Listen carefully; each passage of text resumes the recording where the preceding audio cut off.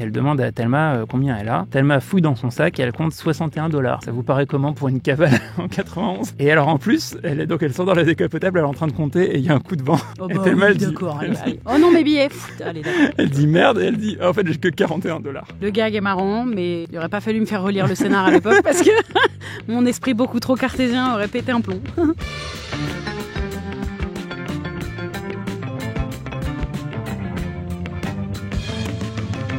Bonjour, vous écoutez ou peut-être vous regardez sur YouTube Calmos le podcast. Je suis David Honora et comme d'habitude, accompagné de mon compère Hugo Alexandre. Ça va Hugo? Ça va très bien.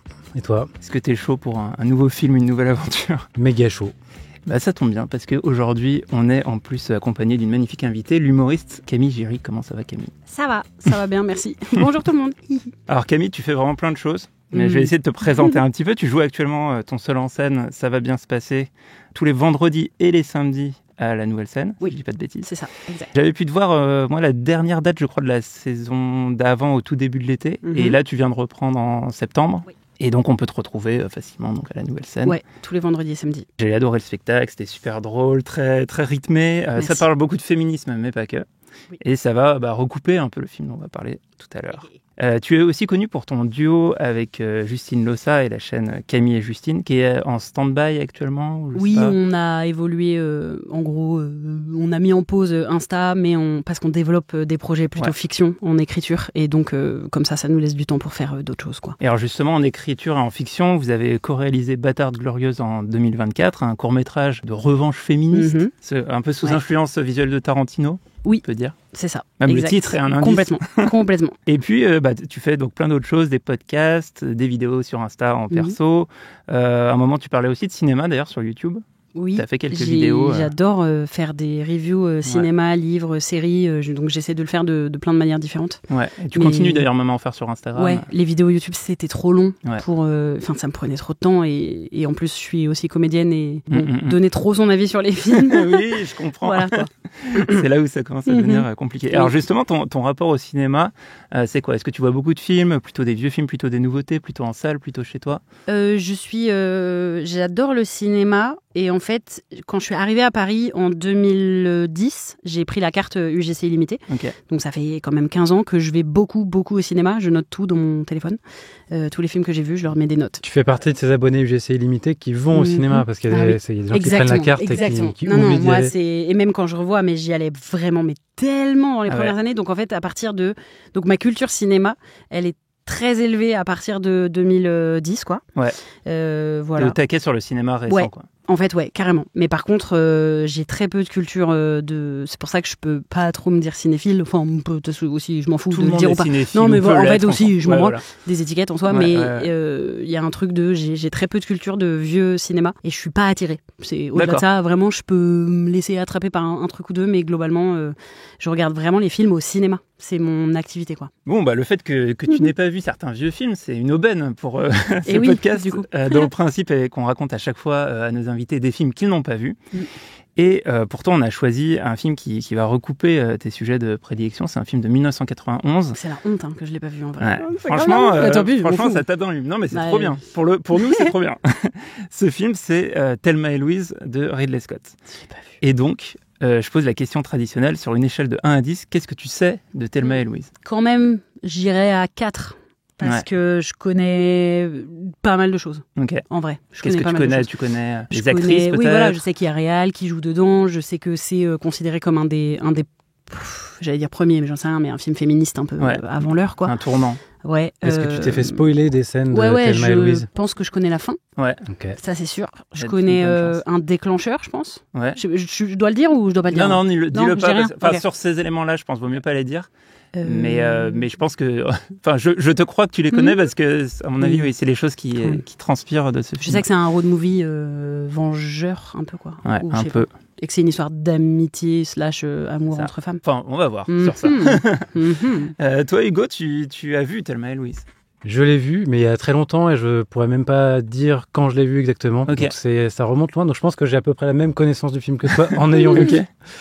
Donc parce que j'ai des scènes qui me restent en tête et je sais de quoi ça parle, mais après le détail, je pourrais pas le restituer. Moi, c'est un film que j'aime beaucoup, que j'ai découvert quand j'étais, je dirais, enfant ado avec ma mère. Moi, les personnages du film, ça fait vraiment partie des grandes figures féminines des années 90 qui m'ont beaucoup marqué, presque que j'associe à ma mère. Et à noter qu'il est donc réalisé par un homme, Ridley Scott, mais écrit par Kelly Khoury, une jeune femme qui avait 34 ans à l'époque, qui signait son premier script et ça lui a valu l'Oscar du meilleur scénario. Et donc, on est parti pour raconter Thelma et Louise. Figurez-vous que le film commence sur une image en noir et blanc. Une route de terre, un peu dans la campagne américaine, une campagne un peu désertique. Et les noms apparaissent en lettres jaunes, et pendant que petit à petit, l'image se colore. Tout ça, tout le film, est sur une bande originale de Hans Zimmer. Et c'était le Hans Zimmer d'avant sa nolanisation. Oui. Et c'était le super Hans Zimmer. Enfin, pour moi, il a fait vraiment des super BO à cette époque. Bon, et puis ensuite, changement d'ambiance. On a de la musique country. Et on est dans un diner qui est blindé. On est à l'heure du petit-déj. Et on retrouve Suzanne Sarandon en tenue de serveuse. Donc, elle est serveuse dans un diner. Si je vous dis Suzanne Sarandon, vous pensez à quel film en premier? Ça vous évoque Thelma et Louise. À part Thelma et Louise, tu vois, toi, Camille, Suzanne Sarandon, très bien qui c'est. Tu penses à quel film? Je sais pas. C'est vrai qu'en fait, je la vois très bien, mais pas forcément à des films. Et c'est marrant parce que moi j'ai noté ça, c'est qu'elle est, en fait, à part Thelma et Louise, c'est à Friends. Ouais, aussi, elle a fait un caméo. En fait, elle est hyper connue, mais elle a pas fait tant de films hyper cultes. Oui, elle porte pas un truc une franchise sur ses épaules. Ouais, en tout cas, vraiment son film le plus connu, c'est Thelma et Louise. Elle a aussi été connue au tout début de sa carrière dans un film très culte, dans le Rocky Horror Picture Show. Ah oui, bien sûr. Et après, elle apparaît dans Speed Racer, Les Sorcières d'Eastwick, Ma meilleure ennemie avec Julia Roberts, super bien sûr. Que je recommande. Elle a quel âge à l'époque de Et alors justement, j'allais le dire, elle a 45 ans à l'époque. Elle a 78 ans aujourd'hui. Et par ailleurs, au-delà de sa carrière d'actrice, elle est hyper engagée toute sa carrière. Elle s'est beaucoup engagée contre la peine de mort, pour les travailleuses du sexe. Elle a soutenu Bernie Sanders. Et aussi, elle est très engagée en ce moment pour la Palestine. Et même, elle a rejoint Greta Thunberg et Adèle Haenel. Elle est sur la flottille. Ouais. Dans Thelma et Louise, Suzanne Sarandon, elle s'appelle Louise et elle est serveuse. Ok. Serveuse de 45 ans, donc elle est... Jusqu'ici, scène dans un diner, il y en a vraiment très peu dans le cinéma. Ouais, voilà, vous voyez pas du tout à quoi ça ressemble. Non, donc là, on est vraiment... On voit où on est. Donc elle s'appelle Louise, donc on en déduit que ça va être un personnage important du film. C'est ça. Et certainement, il y a peut-être une Thelma dans l'affaire, on va voir. Et là, elle sert du café à deux jeunes filles et elle leur dit, elles sont en train de fumer dans le diner, ce qui est aussi un signe d'une autre époque. Et elle leur dit qu'elles devraient faire attention parce que la cigarette, ça fait baisser la libido. Et cut, on la voit s'allumer une clope en cuisine. Donc bon, apparemment, je sais pas, elle s'en fout un peu de sa libido. Et elle appelle sa pote Thelma pour lui demander si elle a préparé ses affaires. Ah, elles se connaissent déjà au début du film. Elles se connaissent dès le début du film. Je pensais pas. Elles sont copines. C'était une rencontre fortuite. Exactement. Je cherche des exemples. Ouais, c'est pas un buddy movie avec... oui, où tu te découvres pendant le film, quoi. Ok. Non, elles sont copines. Okay. Thelma dit non, qu'elle n'a pas encore demandé l'autorisation à Daryl. Daryl, c'est son mari. Attends, pour faire quoi déjà? Pour partir en week-end. Ah, ok. Elles doivent partir en week-end, donc ça caractérise déjà un peu Thelma. Thelma, il faut qu'elle demande l'autorisation à son mari pour partir en week-end. Louise, qui a une autre forme de tempérament par rapport à Thelma, elle lui fait un petit sermon en disant « Mais ton mari, c'est ton daron ou quoi? Enfin, t'as pas besoin de lui demander. » Et Louise dit « Ok, elle va lui demander. » Daryl finit par arriver dans la cuisine où était Thelma. Mais tout le monde travaille dans le diner? Non, pardon, la cuisine, elle l'appelle au téléphone. Pardon, j'ai mal expliqué ça. Oui, parce qu'elles sont toutes les deux dans des cuisines. Une cuisine de diner, une cuisine de pavillon américain. Bien sûr, c'est des femmes, donc quand même. Faut qu'on les place, tous démarrent dans une cuisine. Non, mais je comprends, c'est parce que ça va parler d'émancipation. Le but, finalement, on peut résumer à Thelma et Louise, c'est des femmes qui sortent de la cuisine pour mourir. Allez, hop. Daryl, on peut dire qu'on est sur ce qui a tout l'air d'être quand même un sacré tocard. Il y a une petite moustache, chemise à manches courtes, gourmette. C'est qui l'acteur? C'est Christopher McDonald, l'acteur. Oui, ok. Et en fait, vous avez déjà vu sa tête dans certains trucs. C'est pas un gars de premier plan, quoi. C'est pas un gars de premier plan. Il joue dans Happy Gilmore, par exemple. Il joue dans Grease, mais c'est un acteur de second rôle. Et à l'époque, c'était le mec de Gina Davis qui joue Thelma. Okay. Et donc, il a quand même joué un rôle où il joue vraiment le mari connard. En plus d'avoir une gueule un peu de con, il lui parle déjà super mal dès le matin. Elle hésite un peu, elle dit qu'elle a un truc à lui demander, et finalement, elle lui demande juste qu'est-ce qu'il veut manger ce soir. Et en plus, quand elle lui demande ce qu'il veut manger, elle répond qu'il en a rien à foutre. Et d'ailleurs, si ça se trouve, il va rentrer tard. Donc, voilà. Ambiance à la maison, bof. Et on le voit ensuite sortir de la maison, qui est en travaux.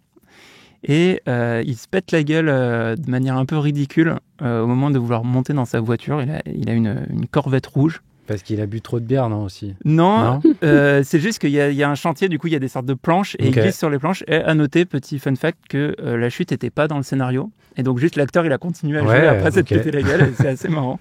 Acteur studio. Et vraiment, c'est un gros bouffon. Sa Corvette, elle est immatriculée The One. Et il a une petite chaînette avec Number One aussi.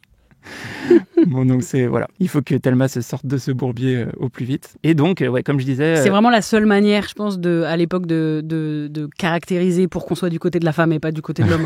Sachant que c'est un film réalisé par un mec et tout, il a vraiment fallu qu'il le bouffonise au max, quoi. Je sais pas comment il était dans le script initial, mais en fait, et tu vas voir, il y a plein d'aspects dans le film qui sont très soit grossiers, soit stylisés, quoi. Enfin, il y a un truc où le trait, il va jamais hésiter à forcer le trait. De toute façon, s'il l'avait pas fait, les mecs seraient jamais allés voir ce film et ils n'auraient pas aimé. Peut-être. Oui, il faut pas que les mecs s'identifient à ce gars. Non, voilà, surtout pas. Vrai.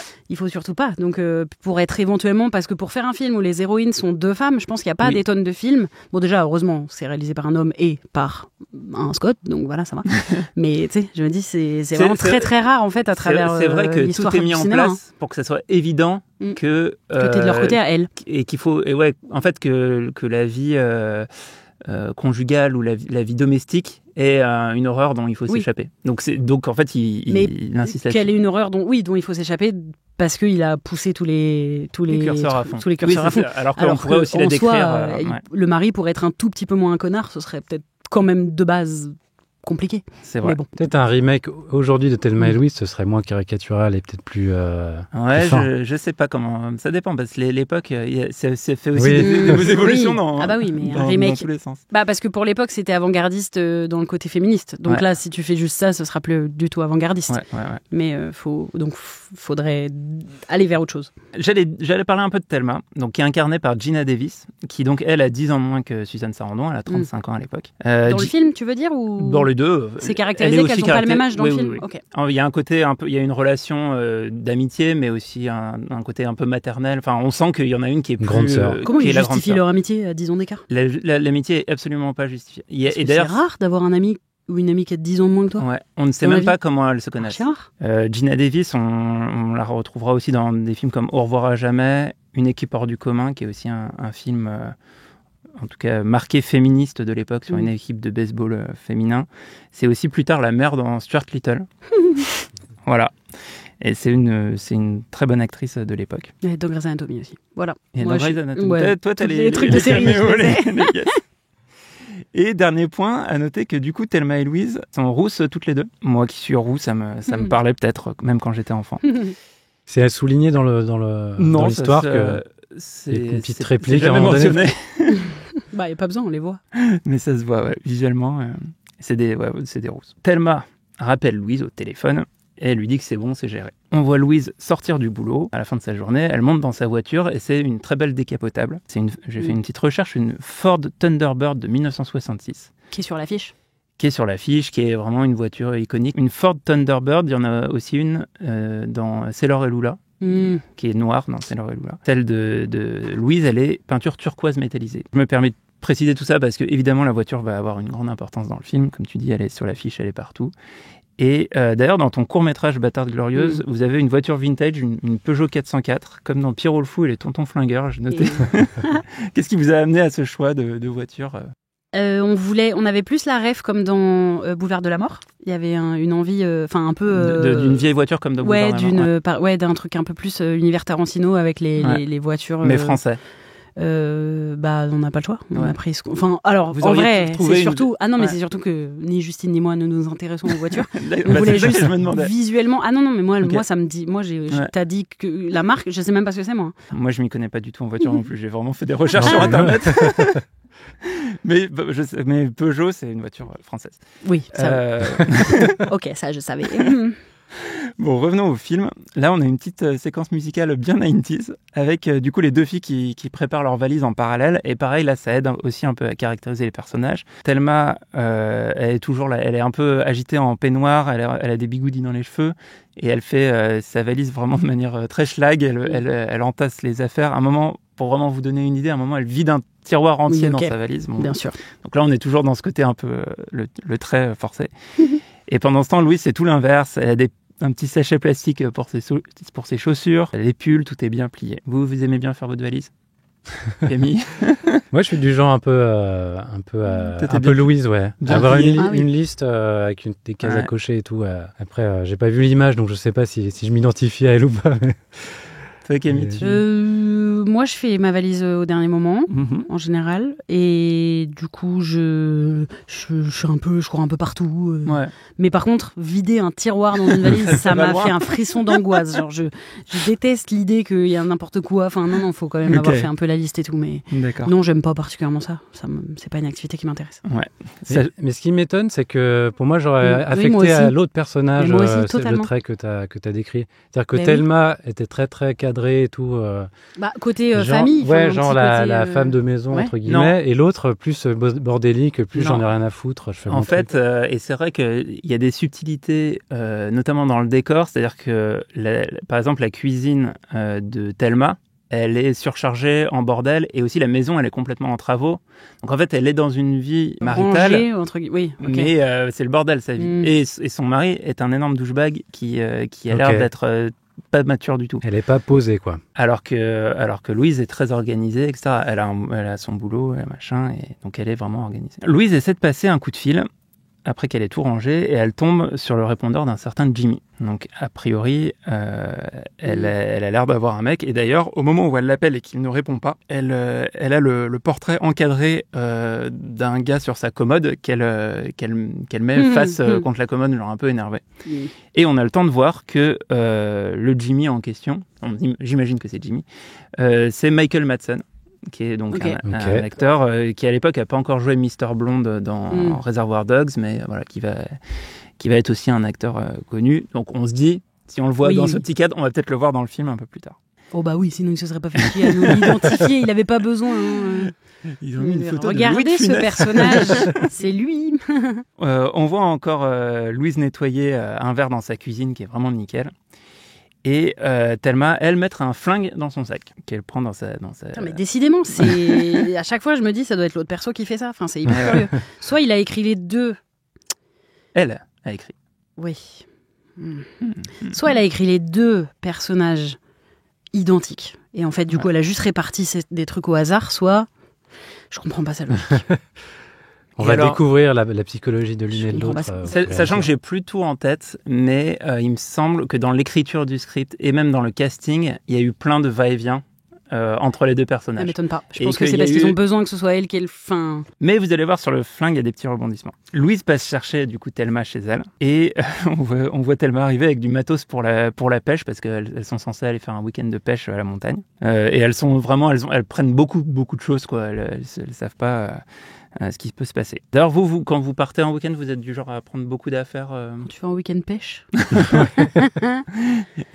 Non, moi, le moins possible. Ouais. Moi, j'aime pas je déteste être chargée, donc j'ai parfois pas le choix, mais si je pouvais voyager le plus léger possible, ça m'arrange. Mais du coup, je peux pas... Quand il y a des galères, j'ai pas d'affaires. Voilà. Pareil. Juste ma canne à pêche, 2 slips, 3 hameçons, c'est bon. C'est parti. Moi, je suis un peu anxieux. Moi, je prends trop de trucs, mais bon. Mais je vais pas à la pêche non parler plus. Non, mais par exemple, je sais jamais comment. Je me dis, est-ce qu'il va faire froid, est-ce qu'il va faire chaud. Bon. Mais c'est ça, pas c'est mal. vrai. Il faut toujours prendre un pull au cas où, même en plein été. Mais bon, souvent, ça m'emmerde. Souvent, je me retrouve avec le manteau en trop, avec le machin. Donc là, les deux prennent trop de trucs. Ouais, elles en ont même parlé un petit peu avant. Elles se sont dit, de toute façon, elles ont une grosse voiture avec un grand coffre. C'est pas un problème. Elles arrivent à tout faire rentrer dans le coffre. Et là, Louise sort un Polaroid et elles font un selfie. Incroyable. Un selfie des années 90, donc tu sais pas exactement ce que tu prends. Ça va être le plan de fin, n'est-ce pas, sur le selfie? Ça revient à la fin. Et c'est un peu scénariste, Camille. Je capte toutes ces ficelles, en tout cas. La photo sort direct, du coup. Et on le voit Non, on le voit pas. Non, je t'ai dit, on le voit à la fin. Okay, c'est un plan, tu sais, genre pour... coincé mémoire, dans regardez, rappelez-vous quand c'était avant le bazar. Où tout était bien. Bon, c'est parti pour le road trip. Elles sont en train de rouler, et là, Thelma demande à Louise si elle peut mettre son gun quelque part, enfin le gun de Thelma. Donc là, Louise, elle est un peu choquée, elle lui dit pourquoi t'as pris une arme? Et Thelma dit on sait jamais, on peut tomber sur des tueurs psychopathes ou des ours. C'est totalement une coïncidence, mais ça préfigure une trend féministe récente. Je choisis l'ours. Ouais. Oui, c'est marrant.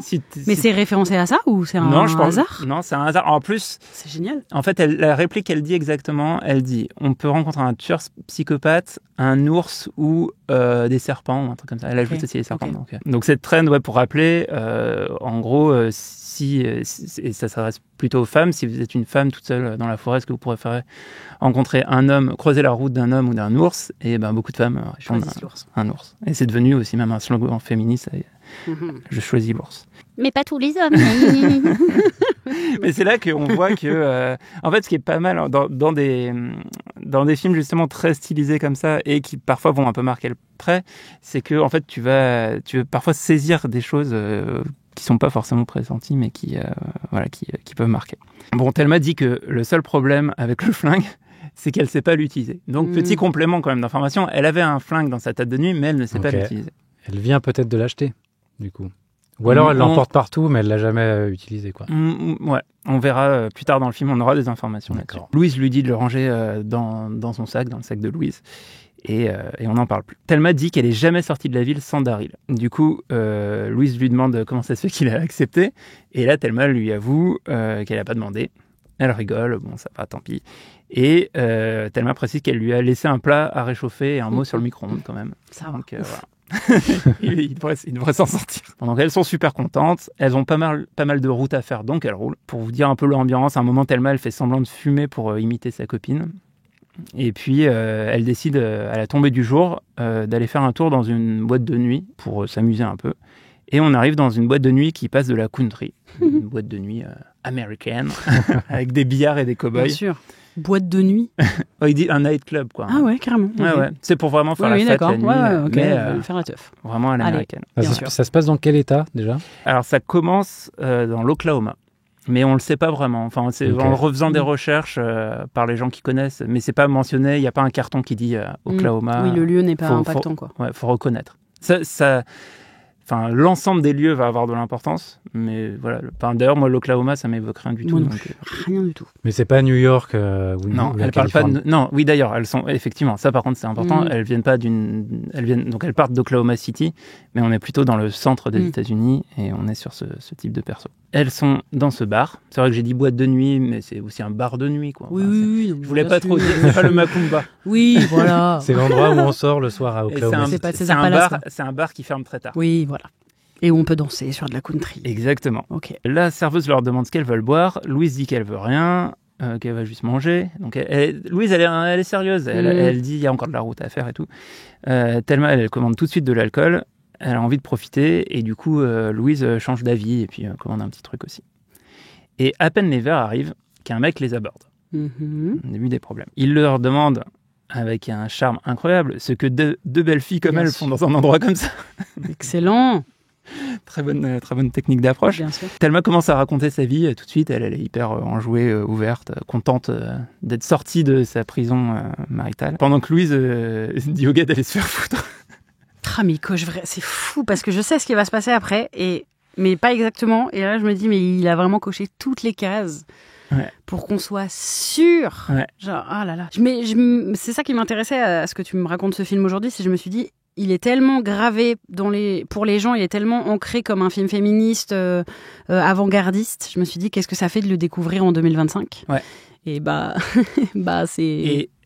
tu vas voir. C'est sympa, c'est cool, c'est déjà bien. Mais genre vraiment, le fait de montrer que la meuf, elle est un peu légère, parce qu'elle veut boire de l'alcool et que du coup elle répond d'abord au gars positivement et tout. C'est que des petites cases à cocher.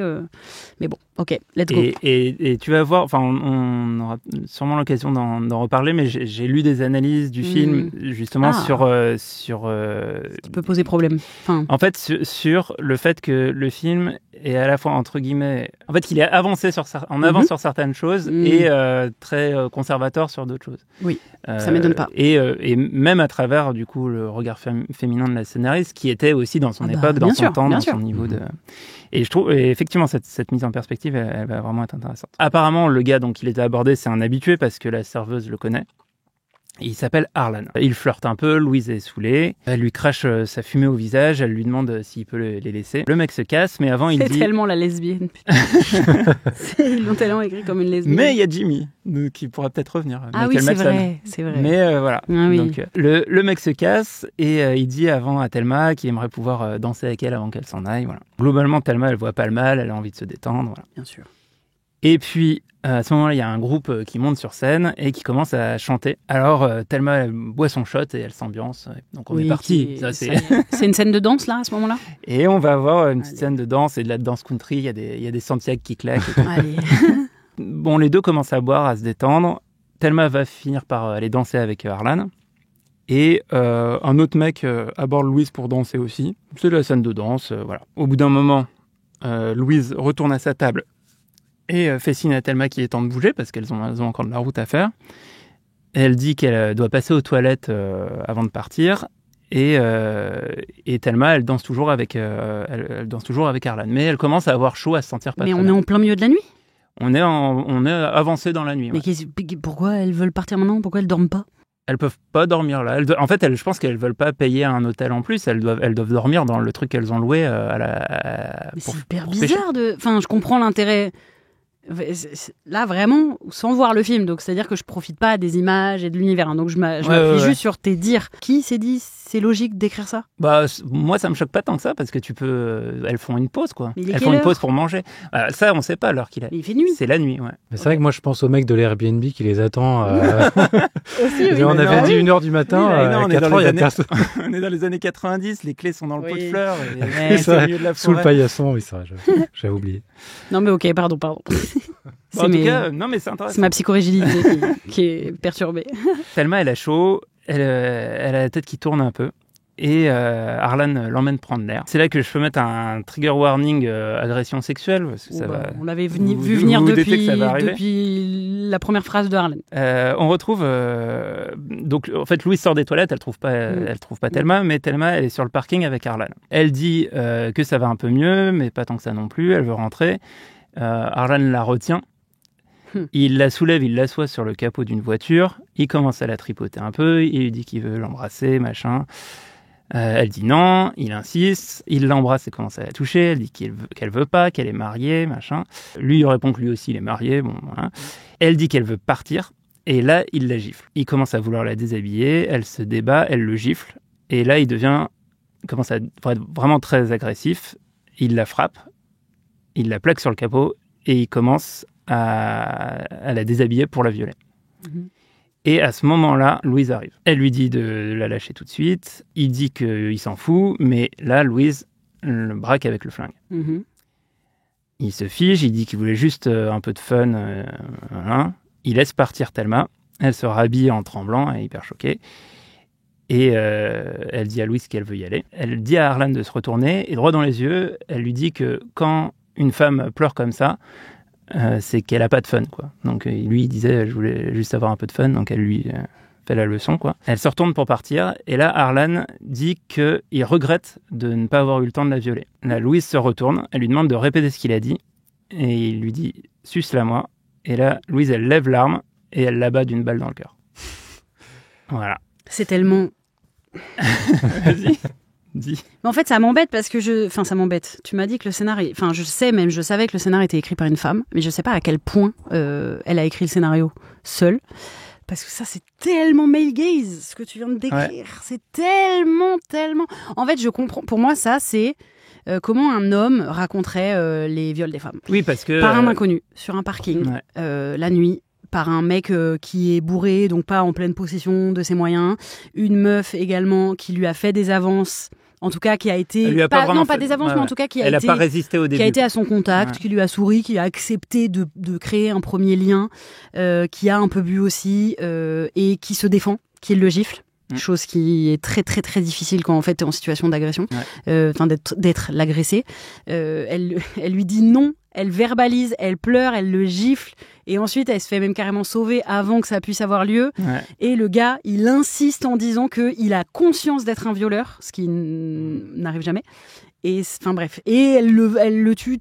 En plus de ça, ce serait genre la meuf qui fait l'action la plus violente de la scène, à savoir tuer quelqu'un qui avait entre guillemets, encore rien fait, mais on est quand même un peu de son côté parce que lui, il est passé pour un connard. Enfin, vraiment, c'est hyper intéressant à analyser parce que c'est exactement, comme tu disais tout à l'heure, les pieds dans les deux mondes entre féministes et c'est la catastrophe. Et tu dirais que le truc cathartique d'abattre le violeur, ça peut pas être écrit par la scénariste, ou autant, en tout cas, Après, moi, je trouve qu'il y a une nuance parce qu'il y a justement tout un genre dans le cinéma et dans la manière, enfin, au début, dans ce que tu pensais savoir de Thelma et Louise, il y a le côté vengeance, pardon. Ouais, rape and revenge. Voilà, il y a tout un genre qui est le rape and revenge, et là, on n'est pas dans le rape and revenge parce que la revanche, entre guillemets, elle est immédiate. Et parce qu'il n'y a pas eu de rape.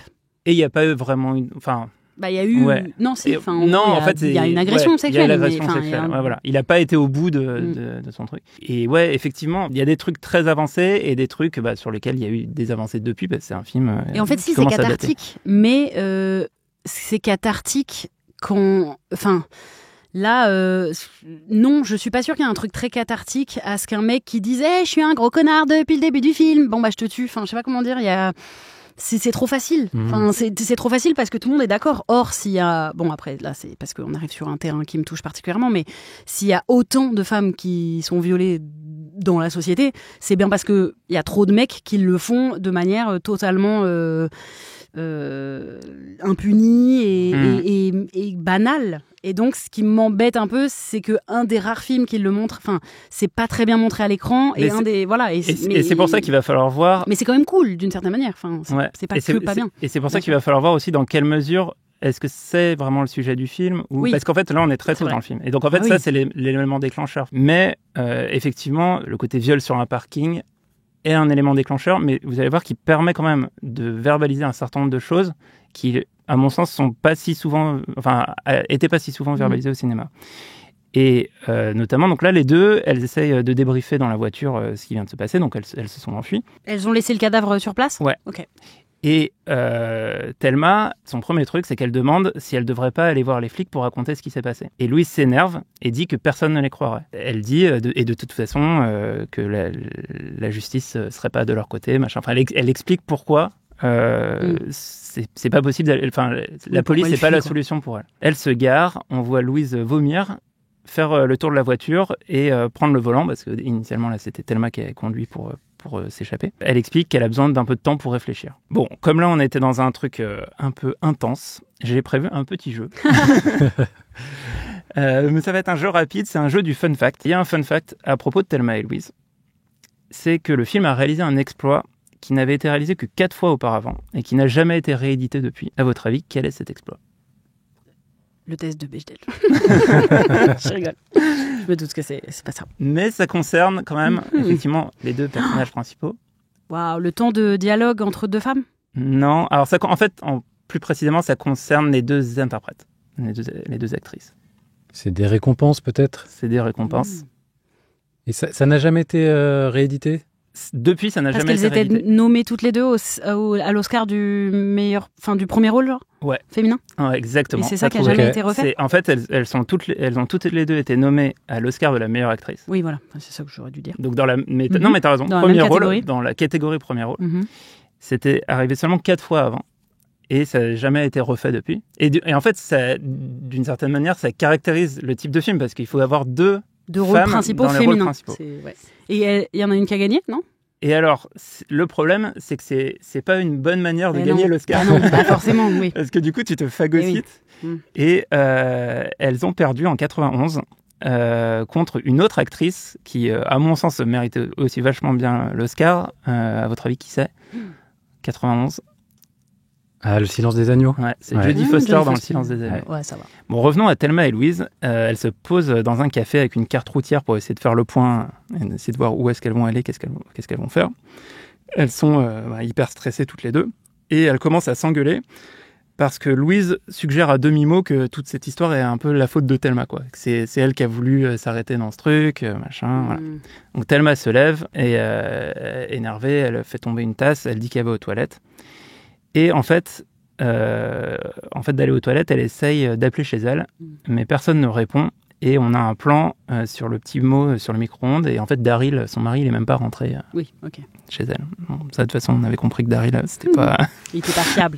C'est pas fiable. Pendant ce temps, on revient sur le parking de la boîte de nuit, là où il y a eu le meurtre, du coup. La police est en train d'emballer le corps. Donc, il est mort. Hein. Mais c'est vrai que on n'a pas su sur le coup. Elle lui a tiré dessus. Oui. Je vous ai coupé le suspense, mais bon, il est mort sur le coup. Et on a Harvey Keitel. Un autre mec qui va jouer dans Reservoir Dogs l'année après et qui est dans le rôle de l'inspecteur Hall qui interroge la serveuse. Elle explique qu'elle s'y connaît en nature humaine puisqu'elle est serveuse et qu'elle a vu du monde passer et elle dit que ça peut pas être les deux filles qu'elle a vues qui ont fait le coup parce qu'elles ont pas l'air d'être le genre à avoir des armes ou à savoir utiliser des armes. Voilà. Mais pourquoi les soupçons étaient sur elle ? Parce qu'elle a raconté, il y a déjà eu des témoignages, et on les a pas vus, mais on suppose que ça a été dit que Harlan, que ce gars avait passé la soirée avec ces deux femmes. Et elle, donc la serveuse, elle suspecte plutôt une ancienne maîtresse d'Harlan ou le mari d'une ancienne maîtresse d'Harlan, parce qu'apparemment il faisait ça tous les week-ends. Et elle dit même, elle espère en fait que ce soit carrément la femme d'Harlan qui l'a abattu. Mais Hal, il est un peu dans son rôle d'inspecteur flegmatique. Et il insiste en demandant si elle a vu quelle voiture conduisait les deux filles. La serveuse, elle est comme nous, elle connaît rien aux bagnoles, donc elle ne sait pas ce que c'était. Elle dit que non. Elle dit que c'est en plus c'est une boîte de nuit, pas un drive-in, donc elle n'est pas là pour checker les voitures. Elle a ce truc là, qui va donner de l'eau à ton moulin des modes de représentation dans les années 90. Elle drague un peu Hal au passage. Bien sûr. On peut pas s'empêcher en fait. Voilà. Tous les hommes d'ailleurs. Là pour le coup, on veut draguer tous les hommes, quel que soit leur taille. Après, Harvey Keitel, il est irrésistible quand même. C'est vrai. Je suppose que la serveuse elle a à peu près le même âge que lui dans le film. Pas du tout. Pas du tout, beaucoup plus jeune. Mais oui, mais bon. Et il s'en va en souriant. Mais lui, c'est un peu personnage, un inspecteur flegmatique. Et donc, on revient sur Louise qui essaie d'appeler son Jimmy. Et pas de réponse, c'est toujours le répondeur. Le lendemain matin, elles sont en voiture. Et Louise dit qu'elles vont avoir besoin d'argent pour leur fuite. Et elle demande à Thelma combien elle a. Thelma fouille dans son sac et elle compte $61. Ça vous paraît comment pour une cavale en 91 ? Je sais pas, avec l'inflation, ça se trouve, ça vaut 6 000 balles aujourd'hui. Mais elles ont pas de carte ? Il n'y avait pas de carte bleue à l'époque ? Je sais pas. En tout cas, elles ont pas beaucoup d'argent. C'est pas questionné. Ouais, elles ont que du liquide, quoi. Elles partaient quand même pour un week-end entier à la base. Ouais, mais normalement juste pour pêcher dans la forêt. Ouais. Et alors en plus, elles sont dans la décapotable, elle est en train de compter et il y a un coup de vent. Oh bah oui, d'accord, allez. Oh non, mes billets. Allez, d'accord. Elle dit merde et elle dit en fait j'ai que $41. Donc bon. Ok, c'est drôle. Il y a le Mistral en Oklahoma. Le gag est marrant, mais oui. Il n'aurait pas fallu me faire relire le scénar à l'époque parce que mon esprit beaucoup trop cartésien aurait pété un plomb. Ouais, mais pareil, encore une fois, ça caractérise un peu Thelma et l'évolution qu'elle va avoir. Parce que tout ce côté un peu, inconséquent, elle va évoluer. Ça va évoluer un petit peu. Cut, on est dans un hôtel. Louise a pris une douche et elle commence à déballer ses affaires. Thelma, elle comprend pas. Elle avait dit, Louise, qu'elle voulait juste faire une sieste. Elle commence encore à s'embrouiller et Thelma se met à pleurer, elle est trop dans le stress. Louise finit par s'excuser, elle la console, elle lui dit qu'elle a besoin de faire le point pour trouver une solution. Et elle dit à Thelma d'aller se reposer, de faire un tour au bord de la piscine. Pendant ce temps, Louise, du coup, appelle à nouveau son Jimmy et cette fois il répond. Et elle lui dit qu'elle est dans la merde sans expliquer pourquoi. Elle a $6 700 à la banque. Et elle a besoin qu'elle lui transfère l'argent. Donc effectivement, je pense... Mais c'est vrai que je pensais au début... les cartes bancaires, bon, elles n'ont pas de visa, de trucs. En tout cas, et d'ailleurs, la manière... tout le système qu'elle décrit pour qu'il lui envoie l'argent, j'ai rien compris. C'est un système... Bon, il dit qu'il va l'aider, mais il est curieux. Elle lui dit qu'elle peut rien dire. Et elle lui demande, Jimmy, est-ce que tu m'aimes ? Et elle réfléchit 2 secondes. Vraiment 2 secondes de trop. Parce que du coup, il dit un ouais pas très convaincu, elle lui dit laisse tomber, mais bon, quand même il va l'aider, il dit qu'il va l'aider. Il y a une petite interaction où on sent qu'elle attend plus de cette relation et il est décevant. On a un cut et on a une conversation entre Hal et son boss dans le bureau de la police. Et le boss demande s'il pense que les suspects ont quitté l'État, parce qu'il commence à... Ah mais donc lui, c'est bon, il sait que pour lui c'est les 2 meufs et point quoi. Il dit pas que c'est les 2 meufs, il les suspecte. Il y a d'autres enquêtes, mais notamment ils veulent suivre cette piste-là. Okay. Et il dit que c'est possible. Du coup, le chef suggère de mettre le FBI sur le coup. Ce qui paraît quand même assez...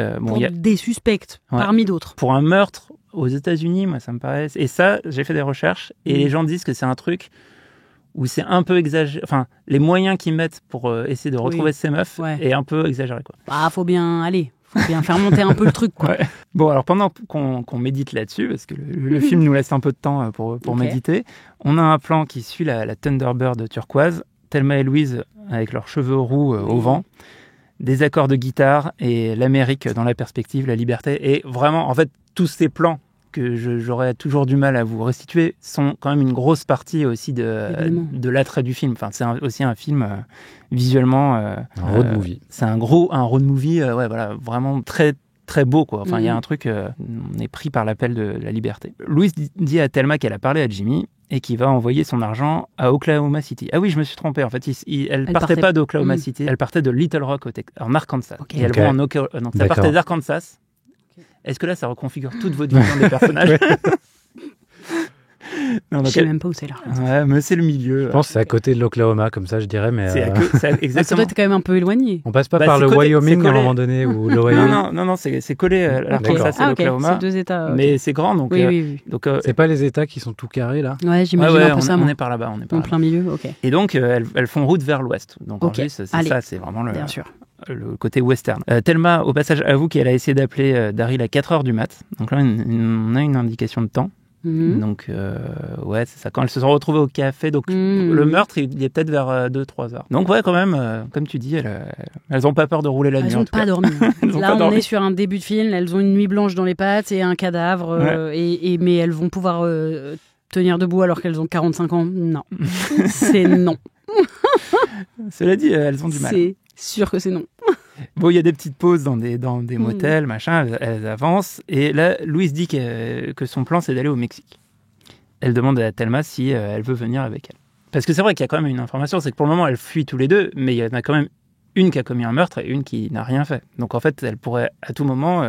Thelma dire, c'est trop pour moi, quoi. Parce que Louise, c'est bon, elle est en mode, j'ai tué quelqu'un, je suis en fuite, à partir de maintenant, ma vie est une cavale. Ouais. Elle est actée ce truc-là. Exactement. Ok. Et donc elle se dit, je veux aller au Mexique. Son plan, c'est d'aller au Mexique. Avec les 6000 balles. Si elle arrive à les récupérer. Pour tenir jusque là-bas. Ok. Qu'est-ce qu'on pense de ce plan? Je trouve qu'elles ont sacrément la tête froide, quoi. Elle a tué quelqu'un, elle a dit, allez, du coup, je vais au Mexique. Ouais. Punaise. C'est l'instinct de survie, après, à un moment donné, tu dis, il faut faire quelque chose. Pour moi, Mexique, c'est trop près, hein. Par plus loin. Le Canada. C'est un autre pays, par contre. Oui. Et quoi, tu peux pas te faire extrader? Je sais pas. Je pense que tu peux te cacher. C'est marrant, moi j'irais loin. Enfin, Après, il faut passer la frontière. En fait, dans cette situation, je sais pas ce que je fais. Ouais, mais plus tôt possible. En fait, il faut prendre l'avion minute 1, genre, avant que les gens le sachent. Je pense que... Attends, mais avant que Interpol ou je sais pas quoi soit au courant. Ouais. En fait, il faudrait... Plus t'attends, oui, par contre, là, Enfin, genre, on dirait je suis une criminelle. Moi, je me dis, si je fais un truc, je pense que vraiment, il faut tout de suite. Enfin, surtout que là, elle sait pas encore que les flics, ils vont la suspecter et tout. Là, il y a un petit temps. Dans le côté tout de suite, là, elle est au max, à mon avis, de ce qu'elle peut faire. C'est-à-dire qu'elle peut... elle a une voiture, elle peut rouler. Ouais, mais je pense que l'avion, c'est pas dans son champ de parce que c'est pas pratique pour le film. Est-ce qu'elles ont pris leur passeport aussi? Là, tu nous demandes, nous, qu'est-ce qu'on pense du plan A? Parce qu'elle est bordélique tellement elle a pas pris son passeport. Ouais, c'est vrai. Ça se tient. Mais en tout cas, moi, je me dis, dans ces cas-là, si j'ai mon passeport sur moi, je vais à l'aéroport, minute 0, et... Bahamas. Toujours prendre son passeport, même quand on va à la campagne. Faut le savoir maintenant. Au cas où. Bon, là, on est dans une station-service. On va beaucoup être dans des stations-service au bord de la route. Louise va dans une cabine téléphonique. Elle appelle à nouveau Jimmy. Et il y a toutes les explications sur comment il va transférer l'argent. Je comprends rien. Mais en gros, il a récupéré des sous via un pote pour pas que ça laisse de traces. Et elle va pouvoir récupérer l'argent dans un motel à Oklahoma City. Et il lui donne l'adresse. Et il faut que, si besoin, qu'elle donne le mot de passe Peaches, qui est apparemment le petit surnom qu'il lui donne, un truc comme ça. Pendant ce temps, Thelma, elle achète des mignonnettes d'alcool. Et elle en prend tellement que le vendeur lui demande si elle préfère pas une bouteille. Oui, marrant. Elle dit que non. Il y a beaucoup de petits gags. Le ton est assez léger. Enfin, oui, pas dans toutes les scènes, évidemment. À tel point que la bande-annonce vendait le film un peu comme une comédie. Ah ouais.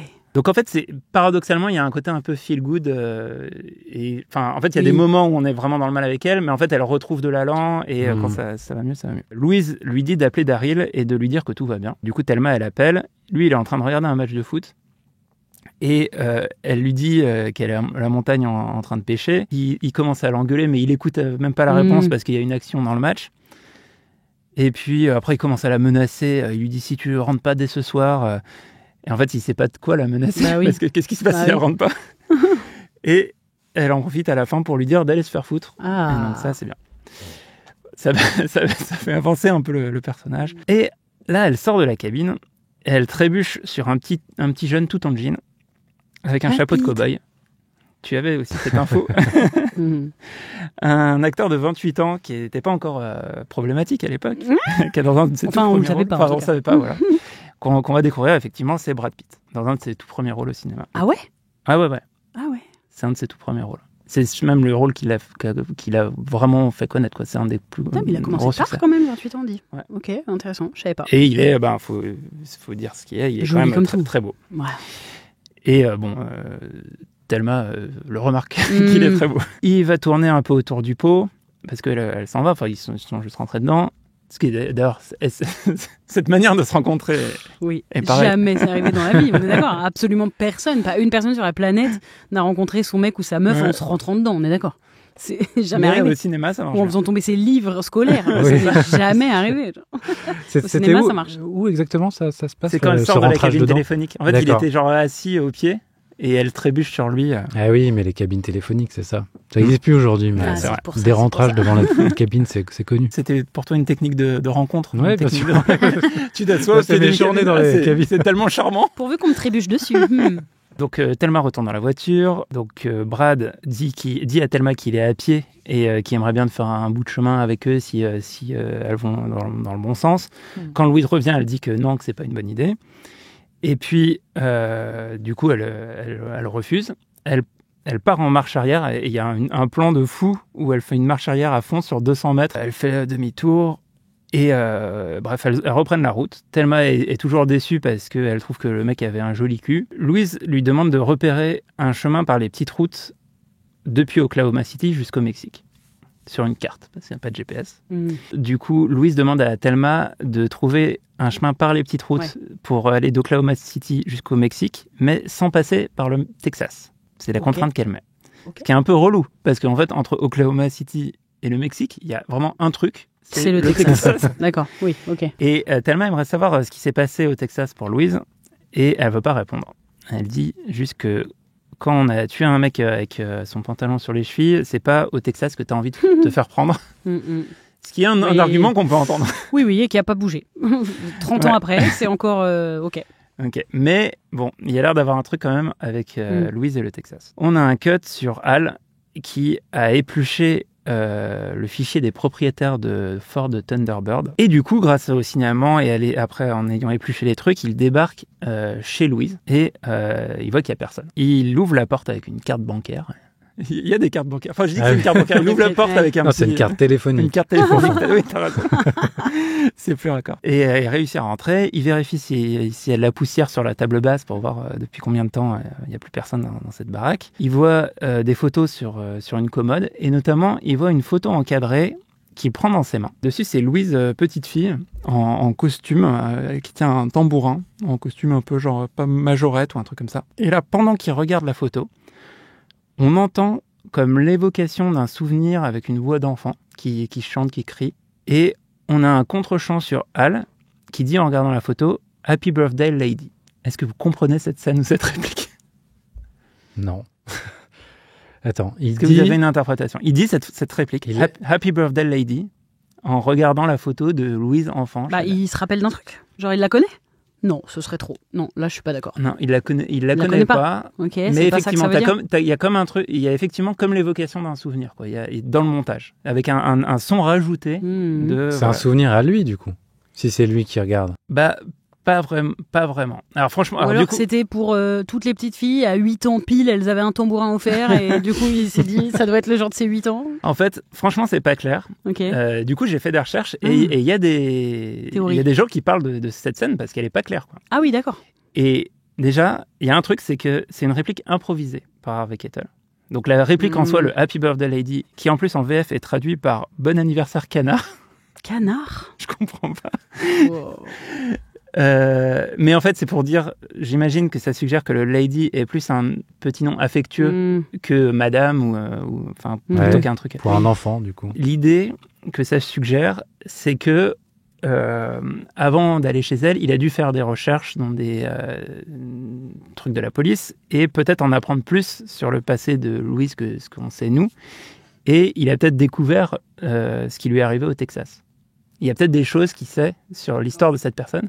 Et l'idée globale et d'ailleurs la direction de Ridley Scott sur Harvey Keitel, sur sa manière d'improviser ou de lui dire de faire des trucs, c'est de montrer que le personnage il la recherche, mais il a une certaine empathie vis-à-vis d'elle. D'accord, ok. Et là, dans les analyses, notamment, j'ai lu les extraits d'un bouquin d'une certaine Sarah Projansky, le livre, j'ai lu que des extraits, mais le livre dans son intégralité a l'air super intéressant, s'appelle Watching Rape, Film and Television in Post-Feminist Culture. Et donc elle analyse la représentation du viol dans les films et les séries. Et il y a toute une analyse hyper fine sur le film et son impact et sa réception à l'époque. Et elle dit que le personnage de Hal est typique d'une écriture à la fois post-féministe et à la fois pas post-féministe. En fait, le film, il est à la fois dans la culture du viol et hors de la culture du viol. Enfin, il y a un truc... okay. Ce livre est... Là, j'ai pu lire des extraits parce que je suis tombé dessus via Google Books où il y avait les extraits en intégralité et j'ai l'impression qu'il est dispo gratuitement en ligne via Kindle ou des trucs comme ça. Donc, si vous voulez aller voir, on mettra le lien en description. Bon, on revient à Thelma et Louise qui, là, vivent leur meilleure vie en bagnole. Elle chante une chanson avec la radio à fond. Qu'est-ce qu'on peut vouloir faire de plus quand on est sur la route avec une décapotable que je chante? Ouais, après avoir tué un gars il y a 12 heures. Quoi. Avoir manqué de se faire violer et tuer un mec, elles sont déjà insouciantes. Ok. Ouais. Elles vont à la pêche, là, en fait, c'est ça. J'ai oublié le truc du Mexique. Elles ont grave laissé tomber la pêche. Et là, on a un plan hyper stylé avec un petit avion qui arrose le champ au bord de la route. Pendant qu'elle passe à côté, on les voit faire coucou à l'avion tout en continuant à chanter. Et voilà, vraiment, on est dans ce genre de plan. Ok, très beau, tout va bien. Road movie de fou. Elles continuent leur route et puis elles passent devant une sorte de ferme. Et là, qui c'est qu'on aperçoit tout seul, assis sur un échafaudage ou je sais pas quoi? Brad Pitt qui a été plus vite qu'elle. Dans le film, je sais pas comment il a été plus vite que elle. Ok, ça marche. Elles avaient fait, enfin, j'ai pas tout raconté, il y a des pauses de motel, de machin, bref. Thelma. Où il est passé par le Texas, lui. Ah. Non, mais on n'est pas. Non, on n'y est pas. Non, parce qu'en dessous du Texas, c'est le Mexique. Ah oui, c'est le dernier. Non, là, on continue à aller vers l'ouest. Je pensais qu'elle contournait le Texas en passant par un autre État. Oui, mais pour continuer le Texas, c'est hyper long. C'est l'ouest. Tu dois aller jusqu'au Nouveau-Mexique de l'autre côté. Donc là, elle reste... En fait, pour aller au Mexique, il faudrait direct tourner vers le sud et aller vers le Texas. Et là, elle continue à aller vers l'ouest. Détour, quoi. Ok. Ouais. En fait, elles sont toujours en direction d'Oklahoma City. On rappelle qu'elles doivent aller récupérer de l'argent là-bas. Ah oui. Il y a d'abord ça, bien sûr. Ok. Bon, Thelma, elle voit Brad. Et là, elle fait les yeux doux à Louise pour la supplier de s'arrêter. Louise dit bon, ok. Et là, Thelma, elle surjoue un peu, mais c'est bien fait, quand même. Elle joue et elle fait le petit chiot content. Non, mais quand t'expliques, c'est un peu nul. Non, mais dans le film, c'est stylé. Enfin, c'est pas stylé, mais c'est marrant. Quoi. C'est là où acteur, c'est un métier, quoi. Donc, t'as un scénario et tu le joues et c'est bien, quoi. Mais non, mais les deux actrices, elles sont hyper charismatiques et hyper attachantes et tout. Elles s'arrêtent, elles font monter Brad Pitt à l'arrière. Pendant ce temps, lui, il a continué son enquête. Il est passé au diner où travaille Louise. Et là, il est en train d'interroger Daryl chez lui. Daryl est toujours aussi ridicule depuis le début. Il en croit pas ses oreilles. À tel point qu'il marche sur sa pizza. Parce que bon, il se nourrit que de pizza depuis que sa femme est partie. Et ça fait un peu rigoler Hal, qui reste là. Inspecteur flegmatique, finalement. Oui, puis lui, il est mieux que ça. Il est mieux. C'est ça. C'est un homme mieux. Exactement. C'est la version, et c'est aussi ce qui est expliqué là dans l'essai dont je parlais.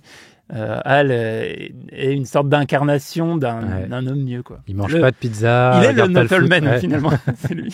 Bon, dans la voiture, Brad demande à Thelma pourquoi elle n'a pas d'enfant. Et elle répond que c'est parce que Daryl, son mari, n'en veut pas. Parce qu'il considère qu'il est encore trop gamin lui-même.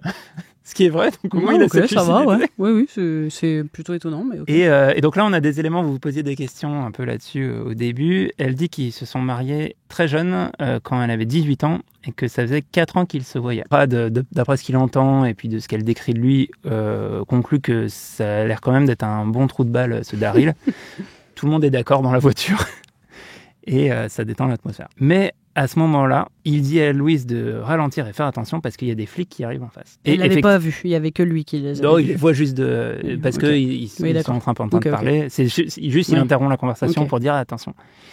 Et effectivement, on voit 2 voitures de flics arriver. Louise, elle se déporte et là, elle part faire un détour vraiment dans Elle coupe à travers champ, quoi. Elle coupe un peu à travers champ. Juste parce qu'il y avait une voiture de police ou c'était un barrage? Non, en fait, il y a 2 voitures de police qui arrivent dans l'autre sens et elle veut vraiment pas les croiser. Mais enfin. Bah ouais. D'ailleurs, ça choque un peu Brad. Il se dit oula. Oui, déjà, du coup, oui, effectivement. Puis c'est beaucoup plus suspect de faire ça. Et ça permet autre chose, ce petit détour. Ça permet de faire un plan magnifique. Ah oui, d'accord. Parce que du coup, on est à la Golden Hour, à contre-jour. Oui, voilà. Il y a la poussière derrière la voiture. On traverse des sortes de forages, de je sais pas quoi. Enfin, c'est stylé. Ça, c'est Ridley, ça. Mais c'est Ridley. Et d'ailleurs, Ridley Scott de cette époque, et comme avec son frère Tony Scott, on leur a beaucoup reproché le côté clipesque, en fait. Ouais, okay. Mais il y a toujours cette recherche qui est... De la belle image, quoi. Voilà. Okay. On aime ou on n'aime pas, mais moi, je trouve ça réussi. On retrouve notre cher détective Hal au téléphone. Il explique que les empreintes de Thelma ont été retrouvées sur le coffre de la voiture, celle sur laquelle il a été, sur lequel derrière le gars a été tué. Du coup, il sait aussi, en ayant interrogé Daryl, il sait que elle a pris une arme et beaucoup d'affaires. D'accord. Comme si elle avait prévu de partir pour longtemps.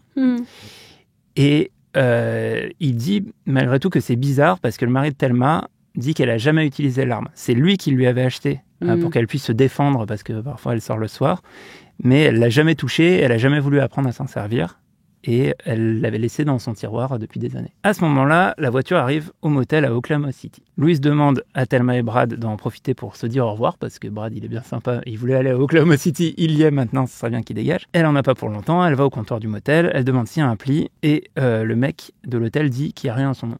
Elle essaie avec le mot de passe Peaches. Et là, qui est derrière elle en train de lire un journal? Al. Non. Ah, le gars, Jimmy. Jimmy est venu. Il l'a entubé? Pas forcément, il est là. Michael Madsen est là, elle est choquée. En fait, il est curieux. En fait, il voulait savoir ce qui s'est passé, donc il est venu. Mais par contre, c'est loin. Je me rappelle plus s'il est parti de Little Rock, il a dû même prendre l'avion. Il fait une petite entrée à la Michael Madsen derrière un journal. Exactement, il est derrière le journal. Il y avait d'abord 2 petits trous dans le journal qu'il regarde à travers. Il avait un chapeau, il avait où? Et donc, effectivement, Michael Madsen est là. Louise est super choquée, mais elle n'est pas non plus trop déçue de le voir. Là, il prend un peu les choses en main, il demande une chambre en plus. Et ils sortent sur le parking, il commence à pleuvoir. Et Brad et Thelma, ils ont remonté la capote de la décapotable et ils ont l'air de s'être approchés un peu à l'arrière. Et ils ont fait des polaroïdes aussi, tous les deux. Pourquoi ils ont pris une chambre? Pourquoi il a pris une chambre, le gars, là? Ils sont censés dormir sur place? Ouais, en fait... C'était ça le programme, quand même. Ouais, mais du coup, il prend une chambre en plus. Du coup, il y aura une chambre pour Thelma et une chambre pour Louise et lui. Bien sûr, Thelma est surprise de voir Jimmy, du coup, elle aussi. Lui, il demande c'est qui le cow-boy, en pointant en Brad. Thelma dit que Brad doit partir. Jimmy, Thelma et Louise vont dans le motel. Brad s'est barré. Ils ont 2 chambres. Il y a une chambre pour Jimmy et Louise et une chambre pour Thelma.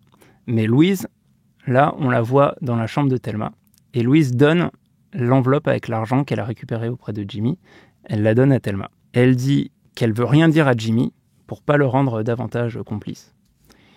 Et elle s'en va en précisant que si Thelma a le moins de soucis, elle peut appeler la chambre 211. Donc elle a confié l'argent à Thelma. Après l'avoir récupéré. non, voilà, Brad Pitt va venir, il va voler l'argent. Oh, c'est bon, je peux l'avoir écrit ça. non, ça m'énerve. C'est vraiment un blairable à raconter. Ouais. C'est même pas des fusils de Tchekhov, là, c'est vraiment c'est écrit d'avance. Si ça se trouve, c'est pas ça qui se passe. Auquel cas, tant mieux, mais...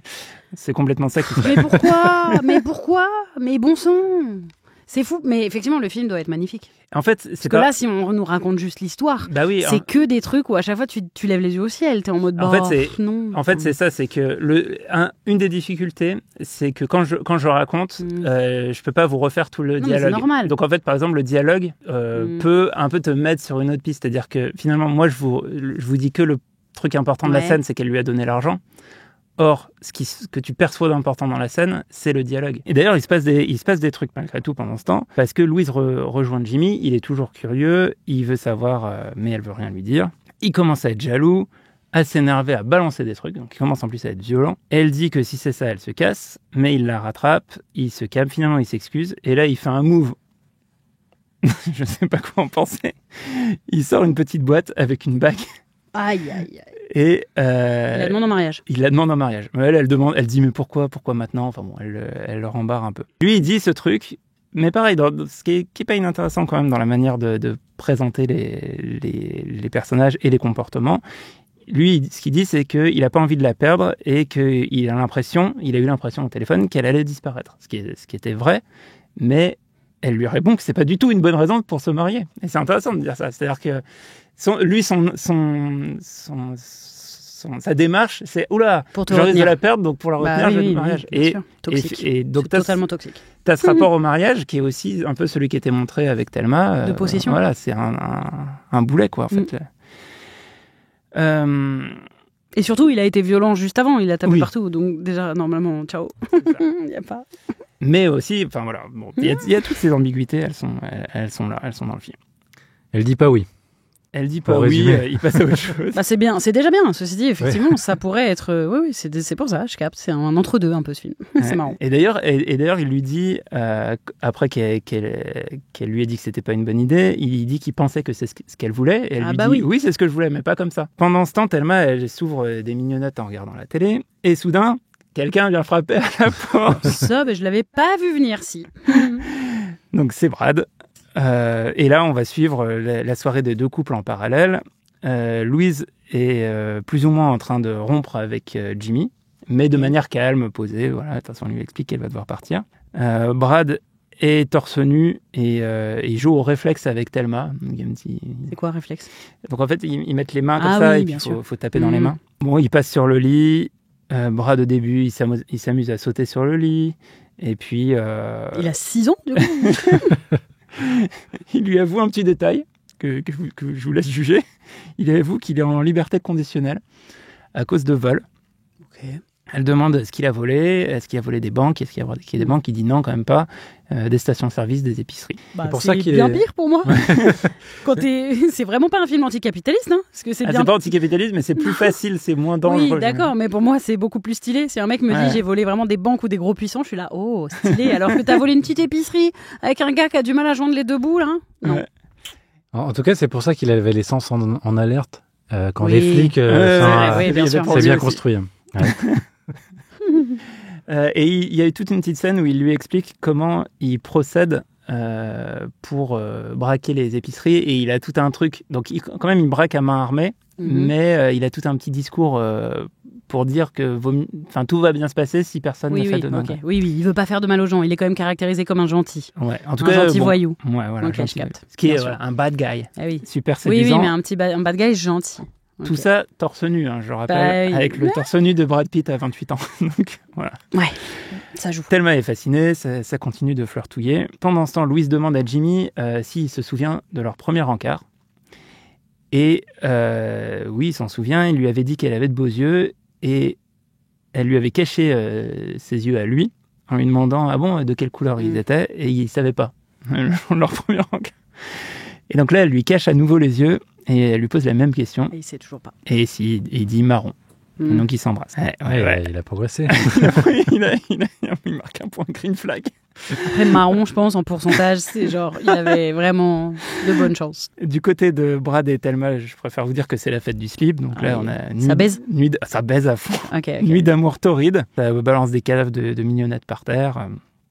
On a des très gros plans sur les abdos de Brad. D'ailleurs, quand même, la scène, pour le coup, la manière dont la scène de sexe est montrée, en fait, Brad Pitt est plus sexualisé que Gina Davis. On voit quoi comme partie des corps des deux? On voit quasiment pas son corps à elle. Rien? Ouais, je pense qu'on voit rien. Okay. En fait, il y a un truc, et c'est assez furtif, c'est pas très long. Ce qui est montré est pas très long.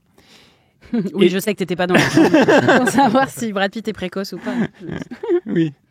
Oui, je parle pas non plus de longueur d'engin. Ça, c'est l'épisode qu'on avait fait avec Camille Lecunu, Boogie Nights, que vous pouvez aller retrouver. Le lendemain matin, on retrouve Louise et Jimmy dans le café à côté de l'hôtel. Il promet qu'il dira rien. De toute façon, il sait pas grand-chose. Il demande si elle veut vraiment pas qu'il vienne avec elle. Elle dit non. Peut-être plus tard, elle lui écrira pour qu'il la rejoigne. Okay. Le taxi de Jimmy arrive. Il doit partir. Il lui dit de garder la bague. Il s'embrasse et il s'en va. Pareil, on est dans... Il y a aussi, effectivement... Elle aura au moins la bague, parce que quand elles ont plus d'argent, elle pourra au moins vendre la bague. Ouais, peut-être. Thelma arrive dans le café. Grand sourire, complètement échevelé. C'est pareil, un peu exagéré le truc. Et Louise lui demande ce qui s'est passé. Elle lui montre un suçon dans le cou, toute contente. Voilà. Au début, Louise trouve ça chouette, mais d'un coup, elle a une question à lui poser. Si vous étiez elle, quelle question vous poseriez? Où t'as mis les 6 000 balles? Et oui, où il est là, Brad, actuellement, quoi. Et elle lui dit, il est en train de prendre une douche dans la chambre. Où t'as mis les 6 000 balles? C'est l'autre question qui va avec. Je les avais laissées sur la table de nuit. Oh, bien sûr, oui. Oui, en évidence. Alors, c'est tout, sur la table de nuit, quoi. Ouais. Non. Bon, c'est la boulette, elle sprint jusqu'à la chambre. Évidemment, l'argent est... Elle le dit, c'est la boulette. La tuile. Oh, la boulette. Oupsie. Dans une imitation avant l'heure de Jacques Villeray. Oh, la boulette. Bon... Ouais, ça c'est catastrophique. En termes d'écriture de scénar, ça c'est. Mais ça existe encore plein de fois. Moi, dans les films, c'est vraiment un. Enfin, c'est. Mais c'est moi, ça me sort d'un film, mais à un point. En fait, je sais pas parce que. En fait, je trouve déjà ça dépend des types de films. Il y a aucun monde dans lequel Louise, telle qu'elle a été caractérisée, elle confie l'argent à quelqu'un d'autre. En fait, ça n'existe pas. Par contre, c'est effectivement tel que Thelma est caractérisée, elle va le perdre, mais Louise n'a aucune raison de lui donner l'argent. Il y a aucun monde dans lequel elle le fait. Mais bon, ok, on pardonne, c'est comme ça. Et alors justement, Thelma, elle est désolée. Elle dit désolée. Ça vous arrive d'avoir fait des bêtises avec des amis, de devoir se faire pardonner? Vous avez des techniques pour vous faire pardonner? 6 000 balles, quoi. $6,700. Déjà, s'excuser, c'est effectivement très bien. Ouais. Déjà, c'est un premier truc. Faut dire pardon. Mais là, moi, je suis dans ce contexte, en vérité. Je pense, c'est bon, je reste plus avec elle. Ouais. Si je suis Louise, là, à ce moment-là, je dis à Thelma, écoute, vas-y, c'est pas grave, vis ta vie, toi, t'es même pas... Et c'est bon, on s'en va, en fait. J'arrête de traîner avec elle. Enfin, au bout d'un moment, c'est pas... C'est trop de problèmes. Oui, c'est trop de problèmes. C'est bon, pourquoi elle traîne avec elle, en fait? C'est vrai qu'en plus, Thelma, elle a tué personne, donc elle peut rentrer chez elle. Et par contre, ça, c'est un truc presque que je trouve plus gênant dans le film. Mais encore une fois, comme ça va vite, tu t'en aperçois pas tant que ça. Mais ce que vous avez dit au début, c'est que leur amitié, on ne sait pas d'où elle vient, comment elle existe et tout. Et du coup, en fait, ce qui les fait tenir ensemble, c'est leur amitié. Mais en fait, il y a presque un truc où le film, enfin, ce qui se déroule devant nos yeux, est la seule preuve de leur amitié, quoi. Enfin, il y a un truc. En fait, elles n'auraient pas besoin d'être deux. Dans le film, il y a rien qui, il y a pas, elles n'auraient pas besoin d'être deux. Ouais. Ça pourrait être un seul personnage, en fait, cette femme. Mais il y a quand même, en fait, cette raison, mais dont on parlera peut-être plus tard, mais qui est de transposer sur quelqu'un d'autre certaines choses et de vouloir réparer chez quelqu'un d'autre quelque chose que tu n'as pas pu réparer toi-même. Okay. Oui, et puis de se serrer les coudes entre femmes, quoi. La sororité. C'est la sororité, voilà. C'est ça qui explique tout. Toujours est-il qu'à cause de la sororité, la Louise, elle s'effondre en larmes. C'est Thelma qui, du coup, reprend un peu de confiance et dit, elle essaye de la consoler, dire que ça va aller, elles vont trouver une solution, on va s'en sortir. Pendant ce temps, on est ailleurs parce que c'est sous la pluie, la cavalerie débarque chez Daryl. Il y a plein de voitures de flics, plein d'inspecteurs en costume, là c'est le FBI. Et il y a Hal aussi avec eux. Il explique qu'ils ont mis son téléphone sur écoute au cas où Thelma appelle. Le FBI est incarné par un personnage ou c'est le FBI qui est là Ouais. Il y a l'entité FBI. Il y a l'entité FBI et il y a un personnage qui est l'agent qui va être le principal interlocuteur de Hal, qui est un acteur de second rôle dont on a déjà parlé dans ce podcast parce qu'il est joué par Stephen Tobolowsky, qui est ce mec qui joue aussi dans Memento, on en a parlé dans Memento, et il joue dans Un jour sans fin. C'est le mec qui marche dans la flaque dans Un jour sans fin, il y a cette gueule un peu... C'est marrant parce que du coup, comme le film met au cœur du film, en fait, deux héroïnes, du coup, tous les personnages secondaires, c'est des mecs. À l'exception de la serveuse, si je me rappelle bien. Exactement. Mais vraiment, genre, c'est comme si c'était impossible d'envisager d'autres rôles féminins secondaires parce qu'elles ont déjà les deux rôles de premier plan. C'est marrant, quand même. Et c'est aussi des femmes dans un monde d'hommes, quoi. Ah bah oui. L'agent du FBI et Hal demandent à Daryl s'il est proche de sa femme. Et ils lui disent que si elle appelle, il faut qu'il soit sympa avec elle, parce que tout le truc des mises sur écoute dans les films, il faut que tu aies suffisamment de temps au téléphone pour pouvoir repérer. D'où vient l'appel? Thelma, de son côté, se gare au bord d'une route près d'une épicerie. Louise, là, elle est au fond du trou. Elle reste dans la voiture avec une clope. Tout à coup, on entend Thelma qui hurle « Démarre !» Louise démarre. Elle arrive en courant de l'épicerie. Elle a braqué comme lui avait appris Brad. Exactement. Okay. Très bien. Et Louise lui demande comment elle en fait, elle a perdu 6000 balles, mais elle a une formation braquage. En express. Et donc là, il y a cette séquence qui est assez stylée dans le montage où donc elles ont démarré à fond. Louise demande à Thelma comment elle s'y est pris pour braquer l'épicerie et Thelma commence à raconter. Et en fait, là, dans le cut, on la voit, elle... Oui, écoutez Brad Pitt. Non, c'est encore plus intéressant, je trouve, ce qui est fait, c'est qu'on la voit sur la caméra de surveillance en train de braquer, donc on la voit vraiment faire ce qu'elle a fait, et avec tous les enquêteurs en train de regarder la scène. Et en plus, ils la regardent. Il y a un des enquêteurs qui est en train de manger un burger. Il y a aussi Daryl, il y a le mari. Et dans l'essai dont je vous parlais tout à l'heure, il y a une analyse de cette séquence justement sur le male gaze et sur qu'il y a une mise en perspective du regard des hommes sur le personnage féminin et sur cette mise à distance et sur le fait il y a tout un truc, un développement là-dessus. Et le burger, c'est important dans Non, le burger, c'est le côté... C'est comme s'il regardait la télé, en fait. Enfin, c'est un vrai truc, mais c'est comme si il regardait un truc de fiction, quand en fait, ils sont très, très à distance de la réalité de l'expérience vécue par ces deux femmes, en fait.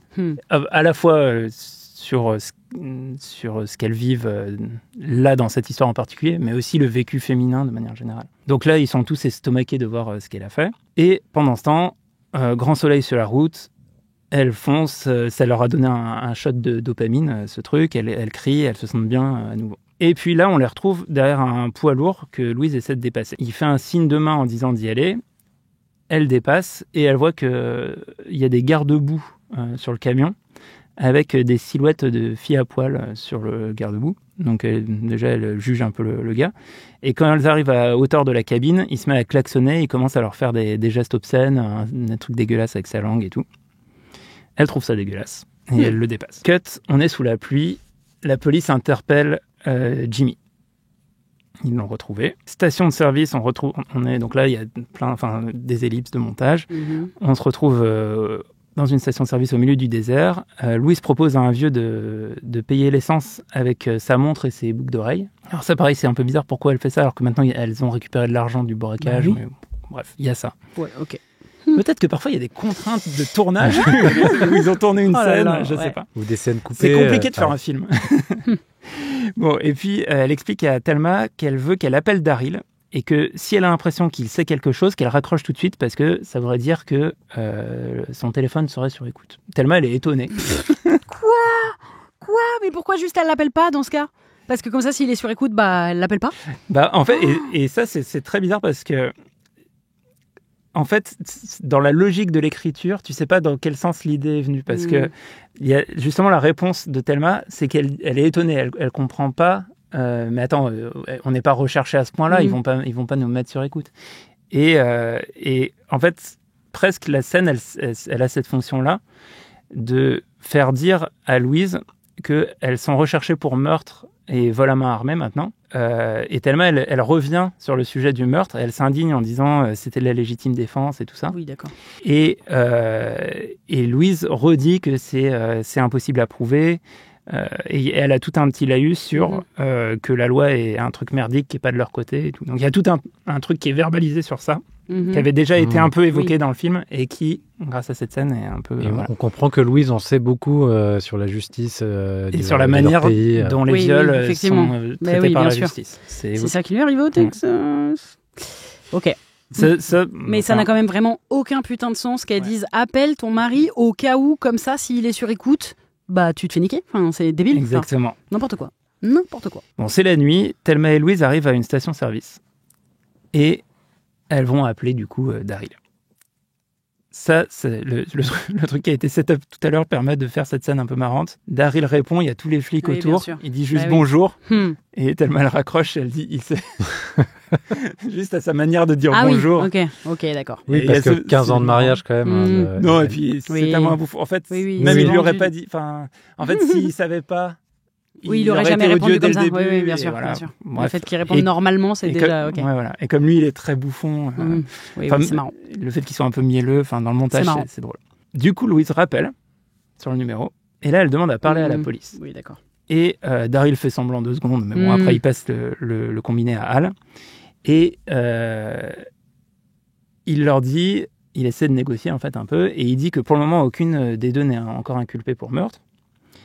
Et il y a juste Thelma qui est recherchée pour vol à main armée. Mais attends, Louise, ça la dérange pas d'être triangulée par le FBI là du coup, d'un seul coup, alors que la scène d'avant, elle a dit qu'il fallait surtout pas que ça arrive. Tu vois bien qu'il y a plein de de failles dans le scénario. Visiblement, il faut bien qu'on avance dans le film. Oui, mais c'est pas bien écrit. Quand on là, c'est hyper intéressant de dérouler comme ça. À quel point il y a plein de choses qui sont pas bien écrites, mais je pense qu'en effet, comme tu dis, quand tu regardes le film, il y a le plaisir de l'image, du jeu d'acteur, d'actrice. Tu vois, il y a, à mon avis, le plaisir est décuplé. Mais quand on est juste là à la lecture. Oui, t'as envie que Susan Sarandon parle à Harvey Keitel. Mais t'as envie que ce soit mieux écrit, plus malin. T'as envie que ce soit... Non, oui, à l'écran, t'as envie de ça, je pense. Alors que là, moi, à l'écrit, j'ai envie que ce soit bien plus malin. Mais bon, c'est comme ça. Il y a une marge d'amélioration du scénario qui est assez importante. Mais bon, de toute façon, et vraiment, pour moi, on est dans ce film... dans un style de film où aussi, il y a plein de clichés et plein de trucs...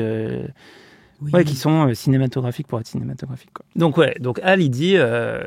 il essaye de négocier et il dit que pour le moment, aucune d'elles n'est encore accusée de meurtre. Il y a juste Thelma qui est recherchée pour vol à main armée. Et il aimerait bien qu'elle lui explique ce qui s'est passé, quoi. Là, elle va raccrocher parce qu'elle a quand même en tête que si elle reste trop longtemps, elle va se faire trianguler. Et là, il ajoute un truc, c'est elles réussiront jamais à aller jusqu'au Mexique. Et il devrait discuter. Comment il sait qu'elles vont au Mexique ? C'est peut-être juste logique, non ? Que tu fuis en allant au Mexique ou non ? Ou tu nous poses la question parce que tu as la réponse, là ? J'ai la réponse, et c'est tout de suite l'objet d'une nouvelle engueulade entre les deux. C'est tout simplement, Thelma, elle l'a dit à Brad. D'accord. Non, pourquoi elle est catégorisée comme idiote, en fait ou... mais bon, elle est... C'est dommage. Elle raconte sa vie. Après, moi, ça m'arrive de raconter trop ma vie. Elle a confiance en les gens. Attends, mais est-ce après, que ça t'arrive de le faire quand tu as un cadavre sur les bras ? Tu vois ce que je veux dire ? Et on ne sait pas comment on réagirait si on avait un cadavre sur les bras. Non, c'est sûr. C'est sûr qu'on ne sait pas, mais a priori, est-ce que vraiment j'irais dire à un coup d'un soir que je vais fuir au Mexique avec ma pote ? Peut-être. En même temps, où est-ce qu'elle peut fuir d'autres, quoi ? Enfin, je veux dire, oui, moi c'est plus ça. Je me dis oui, bon, en vrai. Mais ok, allez, admettons. De toute façon, on est obligé maintenant d'admettre. On doit admettre. Bon, Louise, elle en a ras le cul. Elle se met à gueuler sur Thelma. Et oui. Elle lui dit qu'il faut qu'elle arrête de parler aux gens. Bien sûr. Et là, on a une petite scène chez Daryl avec tous les flics en train de regarder un film à la télé. Donc c'est marrant. Juste, ils regardent un film. Parce qu'ils se font chier. Et pareil, petite scène comique. Daryl, à un moment, zappe pour mettre du sport. Et ils se retournent tous vers lui en mode faut remettre le film. Okay. Ils regardent un mélodrame avec Cary Grant. Oui, ça c'est marrant, bien sûr, de dire que les hommes en fait ils préfèrent, alors que jamais de la vie, ils préféreront le foot. Par contre, petite parenthèse, pourquoi ils restent ? Parce qu'ils se disent qu'elles vont rappeler chez Daryl ? Ouais, c'est là qu'ils ont installé leur QG, bien sûr, c'est normal, ouais. N'importe quoi. Bon, la voiture roule dans la nuit. Thelma dit qu'elle a toujours voulu voyager, mais qu'elle n'a jamais eu l'opportunité. Et là, on a une belle scène où on entend The Ballad of Lucy Jordan de Marianne Faithfull, qui est une chanson sur les désillusions d'une ménagère de banlieue. C'est un peu... J'ai cherché un équivalent français, peut-être Cendrillon de Téléphone. Un peu un truc comme ça.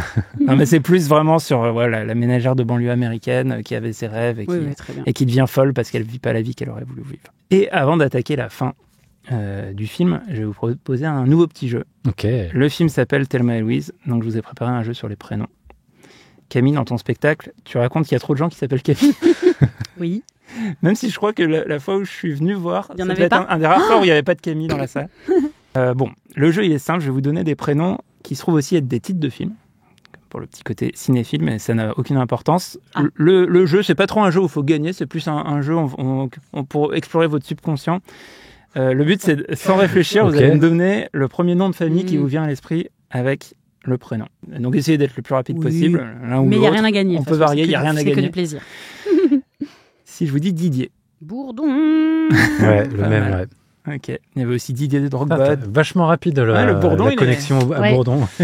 Et après, j'ai Didier Deschamps en 2, voilà, si vous voulez tout savoir. Ouais. Il y aurait pu avoir Didier Raoult, ça aurait été une autre, non. Une autre sphère peut-être. Moins, ouais. Peut-être en 2020, tu m'aurais demandé... Ah oui, c'est vrai. Jack. Chirac. Jack Chirac et Jack Chirac. Très bien. Jack Dawson. Ah ouais. Jack Nicholson, Jack Black. Oui, il y en a 2-3 des Jack, je pense, ouais, effectivement. Guy. Georges. Bedos. Bah, d'accord. Guy Bedos et Guy Georges. Ok. J'adore ce jeu. Si t'as mis que des prénoms de garçons, tu sais qu'à un moment ça va m'agacer. Hein.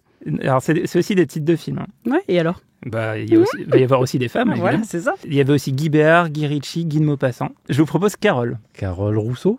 Oh, bien vu. Bah ouais, j'avais pas dit. J'avais rien. Carole Bouquet aussi. Carole Rousseau, j'avais noté. Ouais. Si je vous dis Yannick. Noah. Ouais, bah oui. Ah, le Yannick et Noah, il est venu vite. Ouais. Bah sinon. Ouais. Bah il y avait Yannick Jadot, Yannick Aleno. Oui. Mais c'est beaucoup moins connus. Ouais. Suzanne. Sarandon. C'est vrai qu'on a. Là, j'avais Suzanne Langlaine. Le cours Suzanne Langlaine. C'est vrai que tu fais du tennis. Ouais, c'est marrant. Bah, c'était une personne d'ailleurs, probablement. Oui, bah, c'est ça doit être une dame. L'une des grandes championnes du tennis français de l'époque. Début Française du siècle. Ah, ok. Ouais. Ok, bah, je savais pas, mais je me doutais que ça devait être ça. Stéphane. Plaza. Je peux crever. Stéphane Diagana. Je suis sur le sport, moi. C'est un champion d'athlétisme. C'est un prénom mixte d'ailleurs, Stéphane. Oui, c'est vrai. J'étais en train de me dire justement, est-ce que je connais pas une meuf connue qui s'appelle. Bah, il y a la chanteuse Stéphane. Stéphane Audran. Là, en ce moment, qui existe. Ah oui. Stéphane Audran. Ouais. Yves. Mon ton. Bien joué. J'avais Mourouzi. Moi, je suis sur la télé et le sport. Mourouzi, ouais. Ça y est, t'as trouvé ton truc. Monica. Bellucci, bien sûr. Et Monica dans Friends. Et Geller. Monica Geller. Simone. De Beauvoir, Veil. Ouais. Et on va terminer avec Léon. De Bruxelles. Léon Trotsky. Ça devait être quelqu'un. Léon de Bruxelles. Ça devait être un monsieur, genre, je sais pas. Léon Trotsky. Un Belge, sûrement. Léon Trotsky, Léon Blum, Léon Zitrone. C'est sûr que Léon... très ancré dans une période, quand même. Il n'y a pas des jeunes Léon. Mais si, parce que je pense qu'ils ont, pour l'instant, ils ont 3-4 ans, tu vois. Léon Marchand. Le comeback des Léon. Il y a Léon Marchand. C'est vrai, Léon Marchand. Mais je pense qu'il va y avoir un petit comeback, ouais. Et à mon avis, il y aura des Léons. Surtout avec Léon Marchand, en plus, d'ailleurs. Oui, en plus, carrément, de fou. Ouais. Vraiment. Bon. Il n'y a pas un youtubeur qui s'appelle Léon on n'a cité aucun youtubeur. C'est vrai. En même temps, les prénoms, c'était quand même Gilles, Didier, tu vois. Donc, pas Gilles. Et c'est marrant parce que j'avais une autre piste de jeu à un moment, mais que j'ai pas bien réussi. Enfin, ça marchait pas, en fait. Ce que je voulais faire, c'était prendre sur les trucs genre prénom.com les descriptions des prénoms. Oula. Voilà. Et qu'on trouve. Qu'est-ce que c'est? Ouais, mais en fait, c'est impossible. Parce que, et d'ailleurs, du coup, j'avais noté la description du prénom Hugo, Camille et tout. Et j'avais noté la blague sur le fait que la moitié des youtubeurs s'appellent Hugo, mais...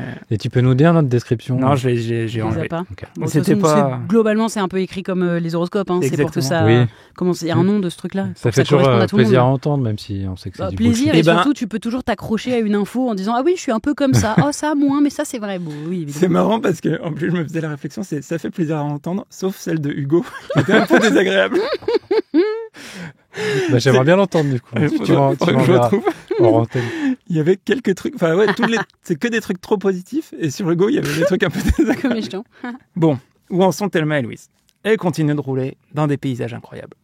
Et à un moment, elle retombe sur le chauffeur poids lourd ultra beauf qui continue son harcèlement sexuel au volant.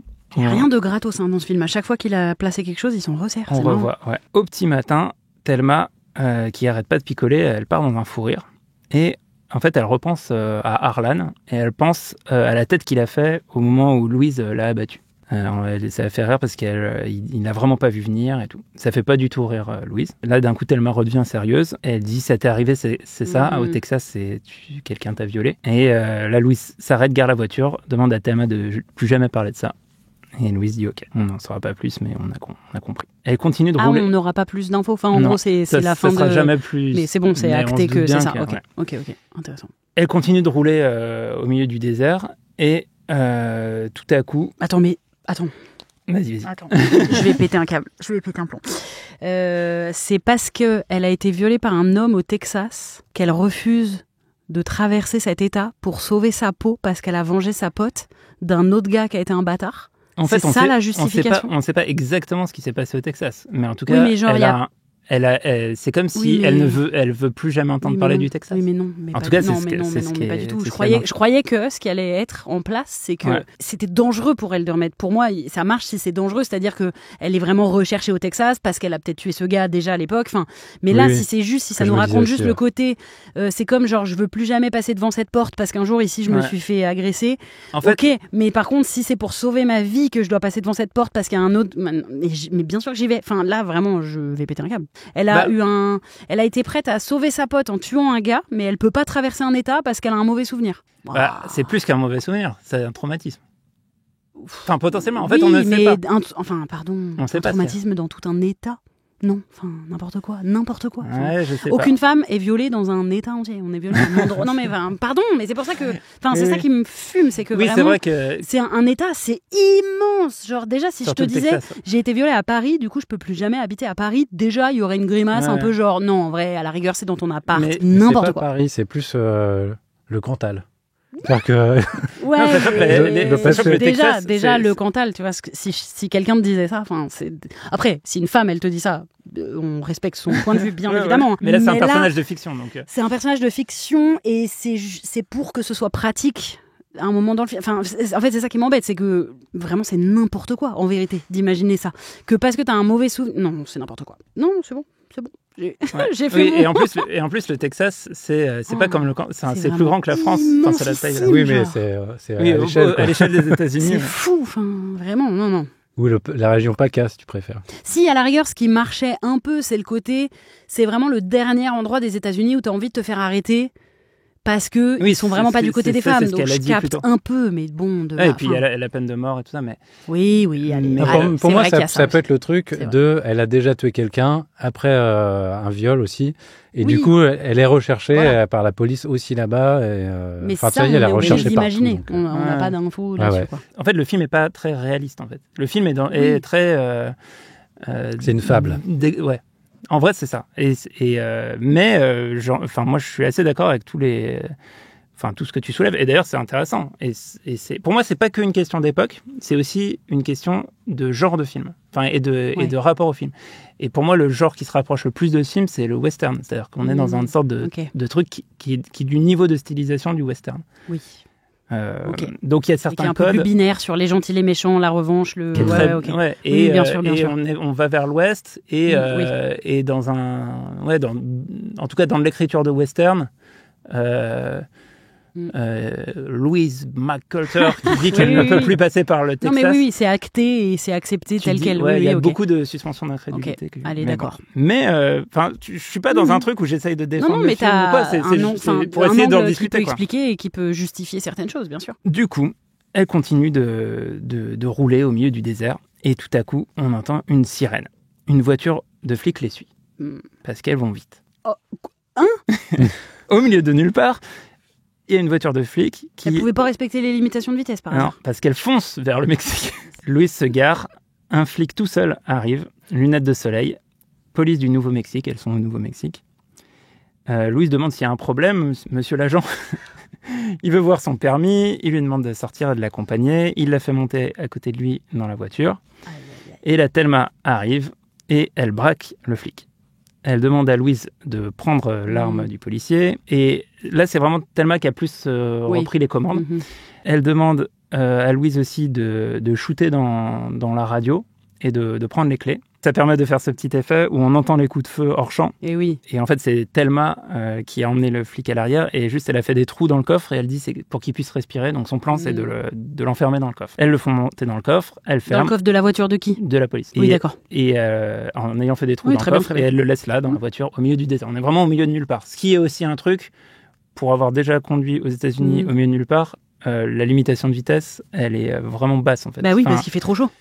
Non, non, c'est juste, c'est des routes toutes droites et la limitation de vitesse, tu veux dire que c'est facile de la dépasser ? Ah ouais. Oui, d'accord, ok. Et en plus, dans les années 90, en Ford Thunderbird, encore plus. Oui, d'accord, ok.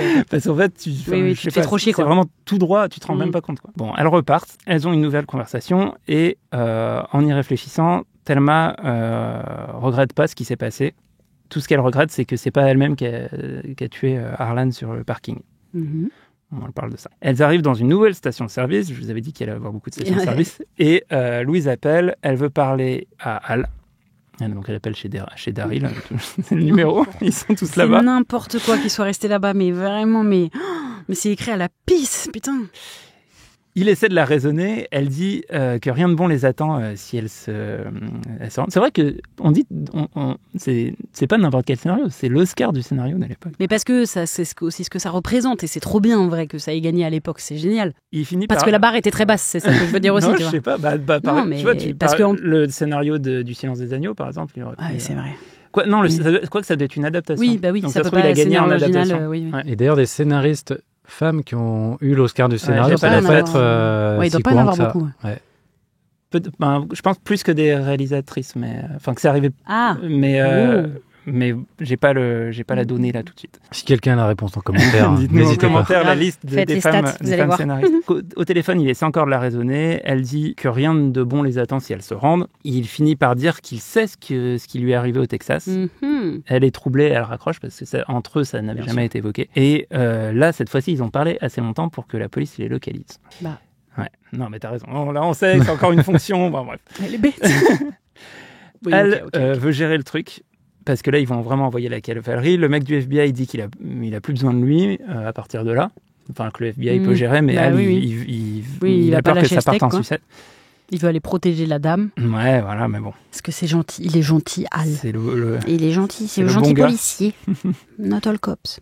Thelma s'inquiète de savoir si Louise risque pas de la trahir en faisant un deal, parce qu'elle arrête pas d'appeler les flics, qu'est-ce que t'es en train de faire okay. Et Thelma est décidée, en tout cas, elle fera plus demi-tour. Elle est prête à la suivre jusqu'au bout. Louise lui apprend qu'elles sont maintenant officiellement recherchées pour meurtre et elles doivent choisir si elles vont se rendre vivantes ou pas. Bon, là, on a encore des séquences. Pourquoi se rendre? Elle estime qu'elle a aucun temps pour fuir? C'est genre, elles ont aucune chance? C'est pas encore vraiment ça. Est-ce qu'on se rend vivant? Est-ce qu'on se rend vivante maintenant pour fuir, ou est-ce qu'on tente pour fuir quitte à se faire tirer dessus dans la poursuite? Très bien. On a des nouvelles séquences avec la musique d'Hans Zimmer à plein tonneau. Parce qu'elle décide de fuir. Elle continue leur route. Elles actent on se rendra pas quoi. Elles sont toujours en train de rouler et là elles tombent encore sur le chauffeur routier gros dégueulasse. Cette fois... Je crois que c'était Brad Pitt. Non. Cette fois elles sont dans un nouveau mood, elles sont vraiment remontées et du coup elles se portent à la hauteur. Et elles lui font des signes, elles lui disent de le suivre. Il s'arrête un peu plus loin sur dans un bout de désert, sur un terrain vague, quoi. Et elle gare la voiture. Lui, il est là, il dit qu'est-ce qui va m'arriver? Il descend en prenant des capotes. Elles l'attendent sur la voiture. Elles ont le gun. On voit le gun de Thelma dans la ceinture. Louise, elle a aussi celui du flic. Et elle commence à le sermonner, à lui dire que c'est un énorme connard. Et elle lui dit qu'est-ce que tu dirais si quelqu'un faisait ça à ta mère, à ta sœur, à ta femme, machin. Elle lui dit que c'est un gros con. Et elle lui demande de s'excuser. Lui, il dit qu'il veut pas. Et il commence à repartir vers son camion. Son gros camion, qui est un camion citerne. Et là, elle sort le flingue. Elle commence à le braquer. Elle lui disait là, tu vas pas t'excuser. Il veut toujours pas s'excuser. Alors, elle commence à tirer dans le camion, dans les pneus d'abord. Il s'excuse pas. Et là, elle tire toutes les deux. Et énorme explosion magnifique au milieu du désert avec le gars qui chiale devant. T'as ton money shot, quoi. Là, vraiment... Mais je comprends, en termes de cinéma, je comprends pourquoi. Enfin, pour aller faire ce plan, c'est trop bien. Mais la vérité, c'est ce que ça raconte, c'est catastrophique. Ça raconte que 2 femmes qui ont chacune un gun, qui braquent un homme, il a pas peur et il s'excuse pas. Alors que tout ce qu'il devrait dire, c'est désolé, j'ai été un con et repartir. Et il a pas peur du tout parce que c'est 2 bonnes femmes. Enfin, c'est catastrophique en vrai. C'est trop bizarre de dire ça. Et tu penses que c'est vrai? Que c'est pas vrai? Mais jamais de la vie. Mais moi, là, je te mets un gun sur la tempe, mais tu t'excuses pour tout ce que t'as fait depuis le jour de ta naissance. Genre. Mais on se rend pas. Enfin, vraiment, je pense qu'on n'a pas idée à quel point se faire braquer avec un pistolet, ça fait peur. Enfin, et à la rigueur, au début, il pourrait se dire, une fois qu'elle tire et qu'il voit que c'est un vrai flingue et donc il y a des vraies balles, mais il y a aucun monde dans lequel il s'excuse pas. Surtout que il a pas fait grand chose lui techniquement. Il s'est comporté un peu comme un porc, mais il a rien fait de répréhensible si ce n'est être un gros lourd. Ouais, mais tu vois, on est encore dans ce registre de film où c'est que pour le style en fait. C'est-à-dire que ce qu'il faut, ce que tu obtiens cinématographiquement, c'est un énorme camion qui explose quoi. Et donc, en fait, j'ai bien compris. Et t'as des symboles, t'as pas vraiment des personnages, sauf les deux. On est en fait c'est entre la bande dessinée, le western, le machin. Enfin, en fait, ce personnage-là, c'est vrai que tu te demandes pas c'est quoi sa vie. Enfin, tu crois pas vraiment à ce perso, le gars. C'est juste un gros dégueulasse. C'est une ombre. Et effectivement, ça contribue à ce truc d'un imaginaire où les violeurs c'est sur des parkings et ça peut pas être ton beau-frère ou quelqu'un que tu connais ou ton petit ami bien sous tout rapport. Oui, encore une fois, c'est un inconnu total, le gros porc, quoi. Et ça contribue à l'imaginaire des hommes qui auraient jamais peur des femmes, jamais, à part une fois qu'ils se prennent une balle. Sauf que moi, je pense qu'il en faudrait beaucoup moins. Cut, d'ailleurs, puisqu'on est vraiment au cinéma, sur un hélico qui arrive sur le lieu de l'explosion du camion-citerne, donc tu as encore des plans de fou et tout. Elles ont clairement été repérées, là. Ça pue, là. Elles ont les flics au cul, elles doivent même forcer un barrage de police. Il y a des policiers de partout. On a une magnifique course-poursuite dans le désert avec des dizaines de voitures à leur trousses à un moment. Et là, c'est vraiment le plan de western, mais moderne, avec la fumée, toutes les voitures un peu qui roulent en parallèle. Et, voilà. J'espère que Hal est quand même resté chez Daryl pour qu'il ne se sente pas tout seul. Non, mais du coup, tous les flics chez lui pendant Hal, il veut sa petite confrontation avec Suzanne. Non, Hal, il a suivi tout le monde. D'accord. Et dommage. Et elles finissent du coup par réussir à prendre un peu leur distance en passant un moment par une sorte de mini-tunnel dans laquelle une des voitures de flics vient s'encastrer. Elles roulent au bord d'un canyon. Et là, on a un nouveau plan avec un hélico qui les suit, encore une fois hyper stylé. Et elles roulent au bord du canyon. Et là, d'un coup, Louise doit mettre un énorme coup de frein. Elle passe à 2 doigts de tomber dans le précipice. Et en fait, elle se demande où elles sont. Et elle réalise qu'elles sont au Grand Canyon. Donc elles ont vraiment été à l'ouest jusque là-bas. Elles n'ont pas le temps de l'apprécier parce que là on a un autre plan magnifique où elles sont vraiment donc du coup au bord du précipice et elles entendent un bruit bizarre et d'un coup, pam, t'as l'hélico qui s'élève devant elles. Donc au-dessus du truc. Elles sont foutues. Elles sont foutues de chez foutues. Et on voit Hal à bord de l'hélico. Louise recule, fait demi-tour. D'autres voitures de police arrivent et elles sont complètement encerclées. Au bord du précipice, il y a des snipers qui chargent leurs armes, qui se préparent. Elle trouve que c'est un peu abusé, tous ces snipers, pour ces 2 meufs dans la décapotable. Quoi. Parce qu'en plus, rappelons qu'elles sont poursuivies pour suspicion de meurtre, mais suspicion, et braquage. C'est ça. C'est tout. C'est complètement démesuré. Elles ont fait exploser un camion, mais sans faire de victimes. Donc en vrai, il n'y a aucun monde normalement dans lequel il y a tout ce déploiement. Et en fait, normalement, elles sont pas censées devoir se faire tirer dessus si elles fuient. Mais ok, admettons. Enfin, j'en sais rien. Non, mais marrant. Mais en fait, oui, c'est un climax stylé, quoi. Et un mec, du coup, leur demande au parleur de couper le moteur et de mettre les mains en l'air. Elles sont braquées. Et Thelma dit à Louise qu'elle ne veut pas se faire prendre, elle veut pas se rendre. Et donc elle dit à Louise de continuer. Louise comprend pas bien et Thelma, elle lui montre le canyon. Elle lui dit vas-y. Elle observe la scène, il comprend d'un coup ce qui est en train de se jouer, de se passer. Et il essaye de courir vers elle, mais il est trop loin. Il y a même une sorte d'effet de caméra. Mais il était dans l'hélico ? Non, oui, en fait, j'ai pas tout raconté, mais entre-temps, l'hélico, il est passé de l'autre côté et lui, il est avec tous les autres flics. D'accord. Et il y a ce plan où en fait, avec la focale, on a l'impression qu'il est un petit peu plus près, mais en fait, il est beaucoup trop loin pour les rattraper. On a la musique d'Hans Zimmer, à nouveau, avec un chœur, là même, qui commence à démarrer. Thelma et Louise se tiennent la main. On a un plan sur leur selfie du début, qui est sur la banquette arrière. Louise appuie à fond sur l'accélérateur et la Thunderbird turquoise fonce dans le vide. Arrêt sur image. Et fondu au blanc. Donc là, arrêt sur image, c'est-à-dire que la voiture reste suspendue. Et générique de fin sur tous les bons moments qu'elles ont passés ensemble. Ils réutilisent des images. Des polas ou des... Non, vraiment des images du film. Genre en mode en mode sitcom, avec le nom. Il n'y a pas le nom, mais voilà.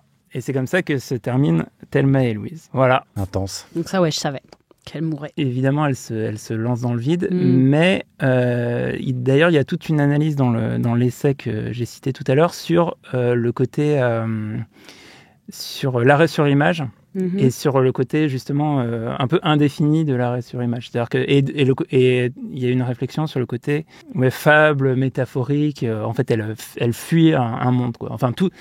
Une lecture du truc est ces deux femmes qui essayent de s'extraire d'un monde qu'elles ne supportent plus, quoi. Ouais, ça marcherait moins si t'avais la chute jusqu'au fond du canyon. C'est qu'elles explosent. Les cadavres et tout. C'est sûr. Ok. Et donc voilà, qu'est-ce que t'en as pensé, Camille? Est-ce que ça t'a donné envie de voir le film? Non. En vrai, non, parce que j'aime pas les films d'action du tout. Okay. Et toute la dernière partie que tu m'as décrit, c'est tout ce que je déteste voir au cinéma, les courses-poursuites. Vraiment, je crois que les courses-poursuites, c'est dans mon top 5 de ce que je déteste voir au cinéma. Okay.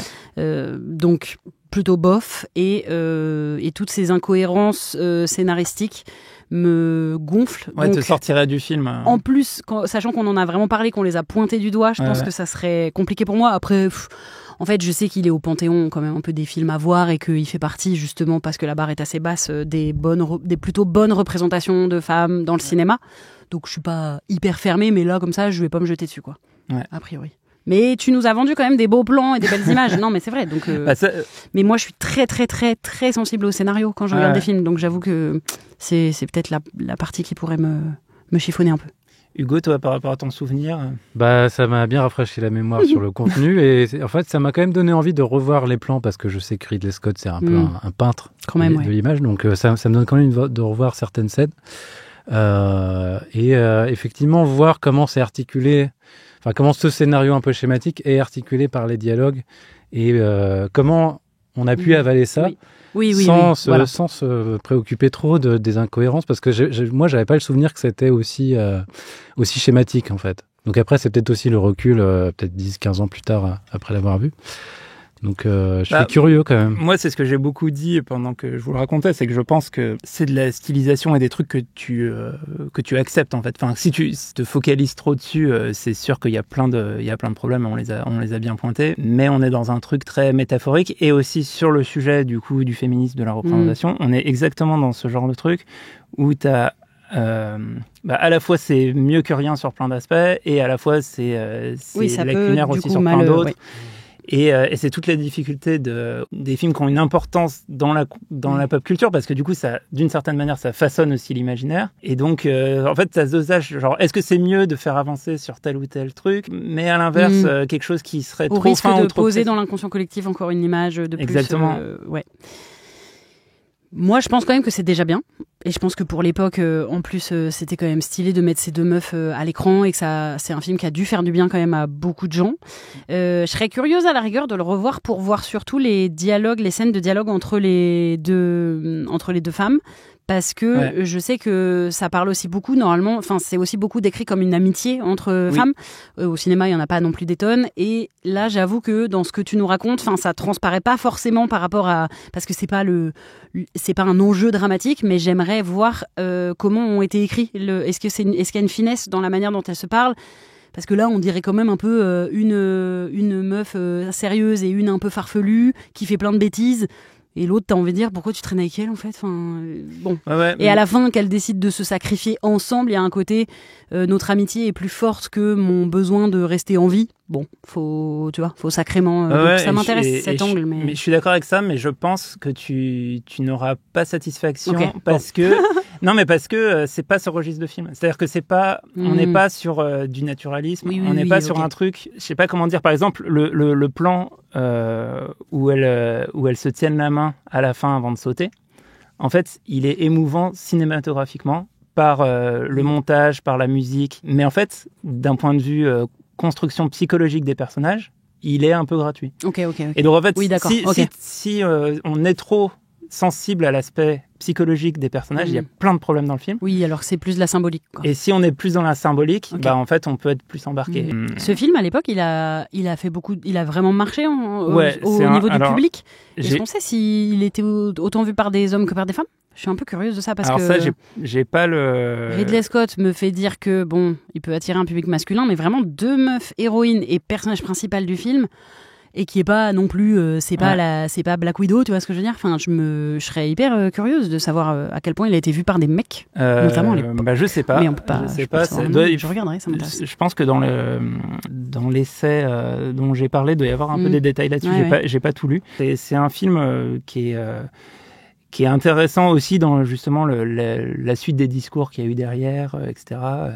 On arrive à la fin de ce podcast. Avant de nous quitter, je voulais faire une recommandation qui est un peu liée à ce dont on a parlé. C'est un livre qui s'appelle « Ce que le féminisme fait au cinéma » par Hélène Fish. Alors, ça parle pas du tout de cinéma américain. C'est un livre sur le cinéma français des années 70. Et l'idée, c'est qu'elle a étudié les représentations féminines dans le cinéma français de l'époque, qui du coup s'est construit juste après ce qu'on a appelé la deuxième vague féministe, et donc les mouvements féministes de l'époque comme le MLF, etc. C'est pas du tout un essai fumeux qui reste en surface, c'est un truc, une étude extrêmement précise et détaillée. Elle a vu l'intégralité des 362 films de fiction qui ont dépassé les 700 000 entrées entre 1969 et 82. Donc c'est hyper fouillé, précis, baqué.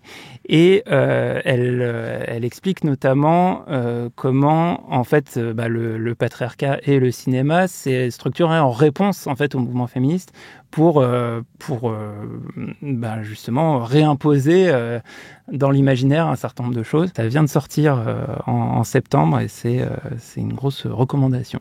Mais je rebondis sur un truc que tu as dit, c'est que moi j'en parle très souvent parce que pour moi c'est hyper important que les gens se rendent compte à quel point la pop culture, donc les livres, les séries, les films, la musique même, ça nous construit énormément. Et c'est pour ça que moi j'adore faire des reviews, des critiques justement de séries, de films et tout, pas tant d'un point de vue technique, parce que c'est pas là-dessus en plus ni que moi je suis le plus concerné, ni que j'ai le plus de choses à dire, ni que je suis le plus touchée. Pour moi c'est des choses qui sont hyper importantes parce que ça raconte quelque chose de nos sociétés à un instant T, mais aussi parce que ça nourrit nos imaginaires et nos façons de penser le monde, et parce que c'était aussi sur des sujets, mais je suis sûre qu'il y en a qui vont lever les yeux au ciel en mode « Oh mais faut pas tout ramener à ça ». Bah en fait, si, d'une certaine manière, parce que je suis pas débile, je sais que c'est de la fiction, je sais qu'il y a du divertissement, mais parce qu'en vrai, bien sûr que oui, ça nourrit totalement nos inconscients collectifs et personnels, genre vraiment.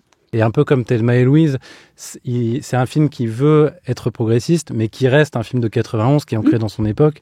Et c'est juste une petite pierre à l'édifice global qui progresse c'est ça. doucement. En fait, il y a le côté baby steps, c'est-à-dire que les choses avancent pas si vite. Et il y a aussi l'aspect qui est d'ailleurs pas mal détaillé dans le bouquin, le concept de backlash, où quand il y a des progrès, la société s'organise pour parfois revenir en arrière. En tout cas, Thelma et Louise est un film qui se positionne exactement là-dedans, dans ce truc de ça a avancé, mais pas autant qu'il aurait fallu. Mais en même temps, tu pouvais pas faire en 91 peut-être un film qui aurait fait un aussi gros saut, il aurait pas eu ce succès-là. C'est vraiment, en vrai, c'est vraiment génial que ce soit Ridley Scott qui le réalise. C'est-à-dire que, évidemment, dans mon monde idéal, c'est plutôt une femme qui réalise ce film parce que je pense qu'elle aurait justement un female gaze et peut-être quelque chose à affiner, à apporter qui me toucherait davantage.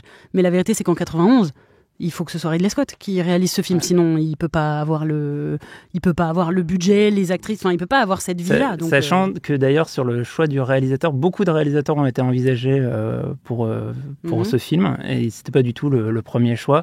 Et lui, il avait un vrai intérêt là-dedans, c'est que en fait, il voulait pas être catalogué réalisateur de SF et fantasy. Et donc, ça lui permettait de faire un projet qui l'ancrait dans une autre forme de réalité. Du coup. Oui, c'est après Alien. Il a quand même déjà, en plus, c'est après Alien, après Blade il a quand même Runner. Tendance à mettre aussi des femmes dans des bêtes de rôle et à dégenrer un tout petit peu parfois certaines choses. Donc, c'est quand même assez cool que ce soit lui. Je pense que ça aurait pu être vraiment très mal fait aussi par un autre gars. Donc oui, évidemment, il y a plein de choses qui vont pas, mais ça reste hyper positif, je pense, que ce film existe. Merci beaucoup à toi, Camille, d'avoir suivi cette histoire jusqu'au bout. Merci pour tous tes commentaires et les réflexions qu'on a pu avoir ensemble. Merci à Axel, à la technique. Merci Hugo aussi d'avoir écouté, avec plaisir, d'avoir revécu ce film. Merci à tous d'écouter jusqu'ici, si vous êtes encore là. Si ça vous a plu, n'hésitez pas à laisser des gentils commentaires sur YouTube ou à faire avancer le débat également. 5 étoiles sur votre appli de podcast préférée, ça peut être cool aussi. Pensez à vous abonner sur votre plateforme préférée pour retrouver les prochains épisodes en audio ou en vidéo. Si vous pouvez également nous soutenir via tipeee.com/calmos, comme le font déjà tous les pseudos qui s'affichent à l'écran. On revient très vite avec un nouveau film à raconter. À bientôt. À bientôt. Salut.